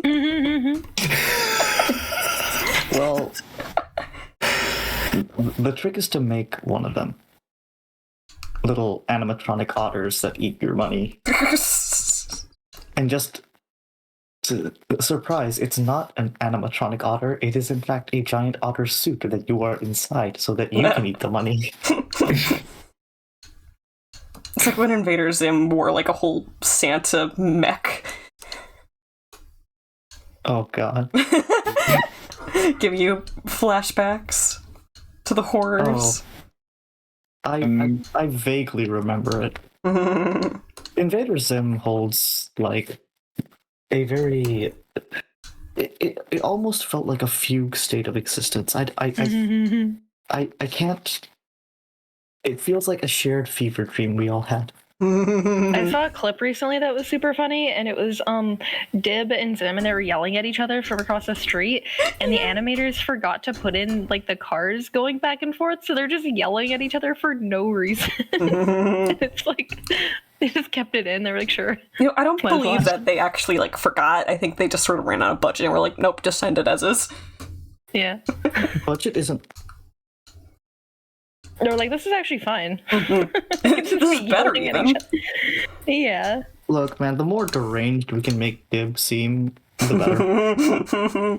Real. We gotta. If he has any credibility, we're doing I have it a crush wrong. on his dad. Well, that's also a show where like everybody's at least a little bit deranged. By design. Not scientifically possible. I love, like, the special features for some of the DVDs because, like, the cast and crew of the show will go on, like, 5-minute long rambles about deranged stuff. Like, oh yeah, no, if we don't finish our work on time, Jonan Vasquez hangs us from a hook from the ceiling from our school, and no one wants that to happen. Like, they just make up stuff like that. That's so You funny. really think they do that? Just go on a featurette and tell lies. I'm not kidding. I'm not kidding. They do. Amazing. Uh-huh. I think what we don't understand is that they were always telling the truth the entire time. It's just that we didn't believe them. Please help us. It was a cry for help, but we didn't listen. There was always a this cry for post I saw talking about Samurai Jack and how the crew had to chain Genndy Tartakovsky in the basement so that they could put clothes on Jack for an episode. That's so Have you guys good. seen Samurai Jack? He literally loses his clothes like every other episode. That's how you know the stakes are high when the undies are out. Yeah, there's Genndy literally an episode called Tartakovsky. Jack is Naked. Oh my God. Episodes. Genndy Tartakovsky is known as like I think it was OSP that coined the idea that like he is the guy who's so in love with the art of animation that he refuses to put any dialogue in what he's doing. It's like as little dialogue as humanly possible, please. I mean, I want to focus entirely on the animation. it makes sense because a lot of the times animation in TV dialogue or dialogue in TV animation is just, okay, put the character here and flap lips for 2 minutes. Yep. And then Invincible had that whole tirade of like, oh, if we don't want to animate the voice, we just put a hand over him, or just as Mark has a hand over his mouth. You could just shoot him with like their mouth flatter frame. Yeah, it's just hide everything. Exactly that. Close-up shot of eyes, close-up shot of eyes, close-up shot of eyes. And he looked at me, and I looked at him. He looked at me. I don't know, like if I got like a, I gotta admit, like if I were given like the instruction to just do close-up shot of eyes, over and over again, I would make the eyes just look increasingly more unhinged. Every time you compliment me, my eyes get more sparkly. Oh my God. Yeah. That's Gravity Falls, yeah? Yes, it is. Giffany. Jiffica. Giffany. I thought it was Jiffica. Jiffica is also good. No, That's like totally Jiffany. It's in fact, I think they actually like point that out. I was like, is it Giffany or Jiffany? Oh yeah. Classic joke. Can't go without it. I love when Knuckles and Sonic argue over that. What? the video of Knuckles and Sonic arguing over whether it's called GIF or GIF. Yeah, the voice actors were doing I'm readings going for to stuff. kill you. It's good. But yeah, I think like a close-up shot of eyes. It's like a stop looking me in the eyes. I need to blink. Now we're having staring contest right now, just like Bucky and Sam had during their therapy session. Oh my god. Okay. Looking at your avatar, you apparently don't have eyes. So I think I'm winning. Oh my god. Wait, who? Me? Yeah. I have pupils. Oh, you do? Pupils, but no Over to whites. pupils. Wait, are you talking about my? Oh, never mind. I'm talking about my Discord reactive. My Discord PF profile picture has no eyes because depression mode. Okay, but he's in his Kaneki-san arc. That's the only indication that I have for what you look like. So I got you, fam. Don't worry. I have the perfect depiction of what I look like. You just bonked me? Yeah. It is I'm over here in the immaculate. zone. You'll look at it and think, yeah, that's Keep you on your that is toes. exactly what Noah looks like. For real. okay. Never expect a good bonkage.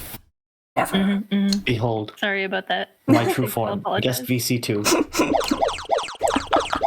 Okay, it's all better now. Okay. Yeah, you do have eyes. I stand corrected. Yes. Big ol' eyes.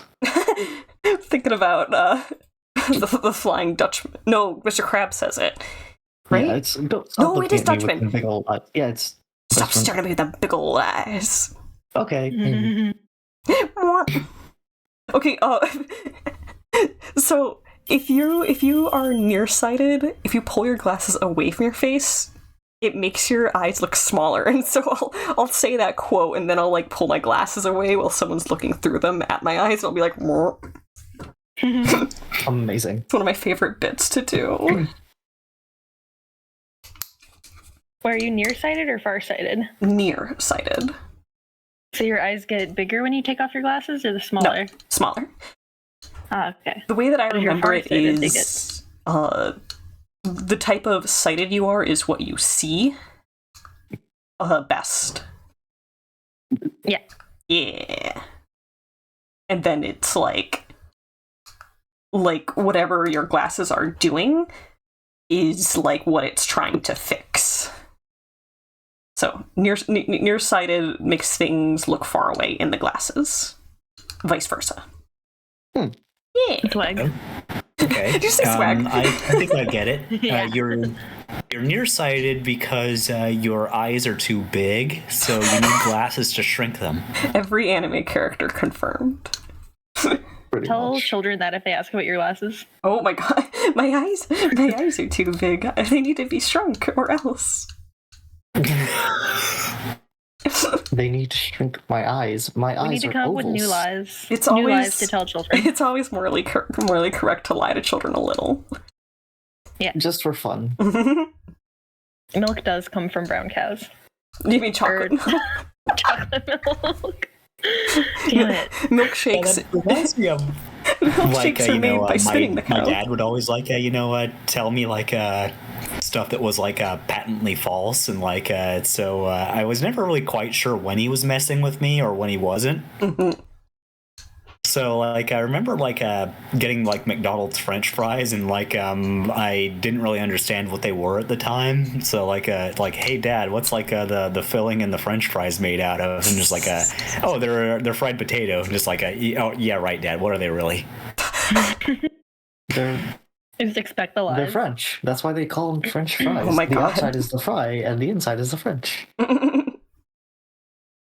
Yeah, but I was convinced that a French fries, or McDonald's French fries anyway, were a weird fry skin that you put weird filling into.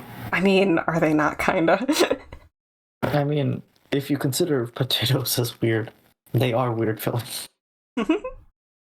Potatoes Told are me pretty that weird. wonton soup, the wontons were chicken brains, and I just accepted it. I was like, well, these are some taste. Tasty brains. Oh my god. give me some more. That's like steamed monkey brains from Calvin and Hobbes. What? Okay. Yeah. So Calvin in Calvin and Hobbes is a picky eater, and the only way that like his dad would get him to eat stuffed peppers was by telling him, "Oh, it's actually stewed monkey brains," and he's like, "Oh, this is awesome!" Oh, it's actually his mom. Oh, his mom said, "You're right." Monkey heads. Yeah. Thank you. Yeah, like I remember, like his mom's cooking them. It's like they should be about soft enough to eat in maybe 45 minutes. It's like, wow, monkey heads. It's like, wow, what is this? Is this a nose? This has got to be his eyes, right? And then it ends up like, grossing the dad out instead, is what happens. Yeah, just like what? I thought these were stuffed bell peppers. Honey, what is this? Whatever it is, I'm not eating it. It's good stuff. Oh no. One of the more interesting things that like the true things that I feel would be better to explain to kids to get them to like not overdose on sugar is that the reason you get cavities is because bacteria steal the sugar from your food and poop in your mouth. True, that would deter children, I think. And the poop is acid, that's why your teeth melt. It's accurate. It's real. We don't have to make things up anymore. Life is just scary. Yeah.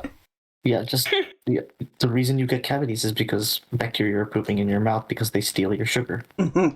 Because you eat too much sugar, you're feeding the bacteria more than you're feeding yourself. Real. Co-signed.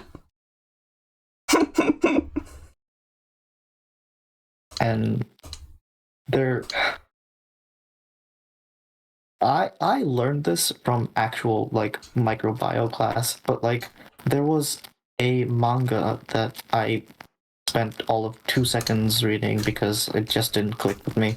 But it was about a Yakuza / mob member, I think, who had to go to the dentist and he was afraid of the dentist. And the dentist was this like typical hot anime lady, and she basically pinned him down. It's like, look at all these cavities. You're turning your mouth into a like bathroom for bacteria. Is that what you want? Is that what you're gonna go to your like dawn presenting as your mouth a literal like toilet for bacteria? Is that what you're gonna do with this? Mm-hmm. And she basically just forces him to have a dentist appointment, and I don't know what happens after. I just like, okay, nah. Mm-hmm.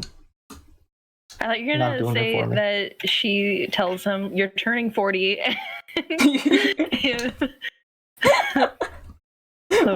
Ultimate horror age. Yeah. It's awful.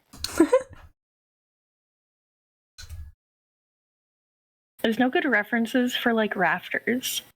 You said rafters? Yeah, like, you know, the support beams up in the roof. Oh, okay. You were about to rafters. It's funny because like that's the first thing I thought of, and the second thing I thought of was like people who raft, and I was like, I wasn't sure if you were talking about the former or the latter. I could probably find references for people rafting easy. People love taking pictures of themselves going rafting. I have a picture of myself rafting. Oh, heck yeah. I don't have any pictures of up in the... Oh, actually, I'm starting to find some, but it's... these aren't quite right. Maybe you need, like, a synonym for rafters.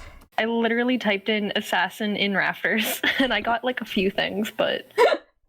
What about, mostly getting, like, construction pictures of, like, people on the ground looking up. I wonder if Assassin's Creed has any, like, scenes. I did see an Assassin's Creed scene, and it's helping me out like a little bit, but okay. Oh, I found a good one. Shout out to that one kid who managed to save his lost field trip group in Italy because he played so much Assassin's Creed that he knew the layout of Italy enough to just get them out of where they were lost at. Wait, that's hilarious. I actually did like accurate like Italy, in Assassin's Creed. It was accurate. Oh, yeah. It was accurate enough that like the kid was like, "Oh, I know where we are," and they were able to find the museum that they were supposed to go to because of the kid who played too much Assassin's Creed. That's glorious. Yeah, that's actually hilarious. People say, like, take that, mom and dad, tell me video games never come in handy in the real world. Video games make people violent, they say, as I reload the game from the start because I made a incorrect decision and it made one of the characters upset at me. It's like, oh, I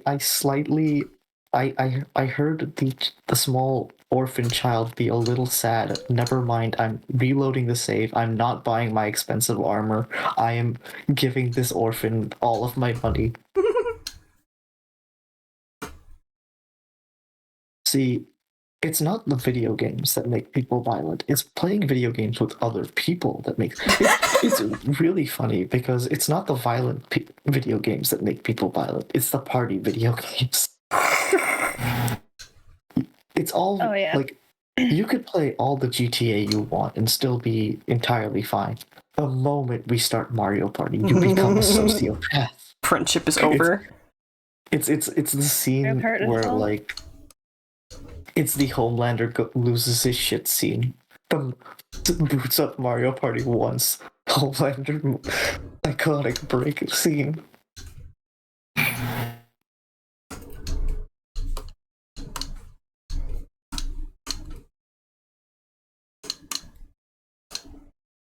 I've never actually seen The Boys, but I hear it's alright.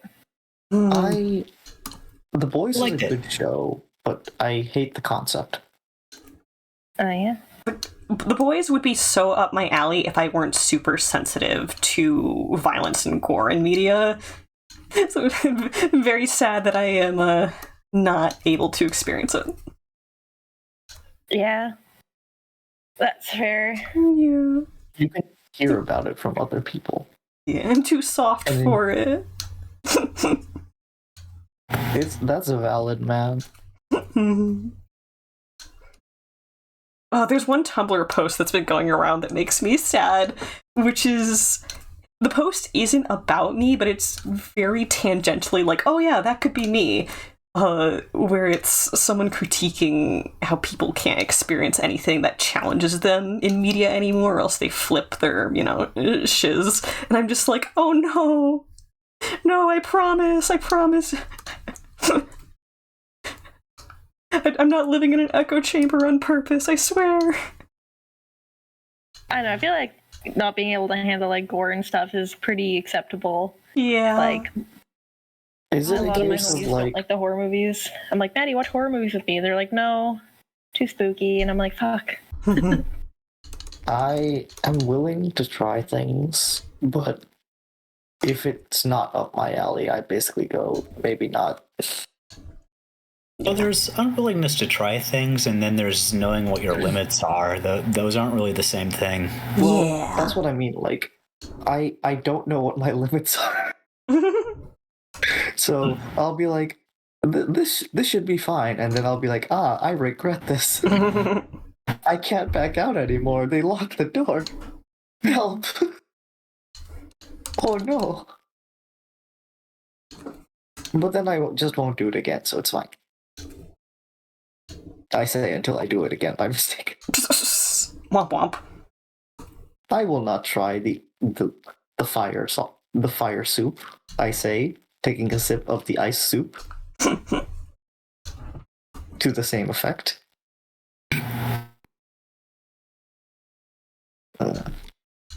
We'll show you guys what I'm drawing.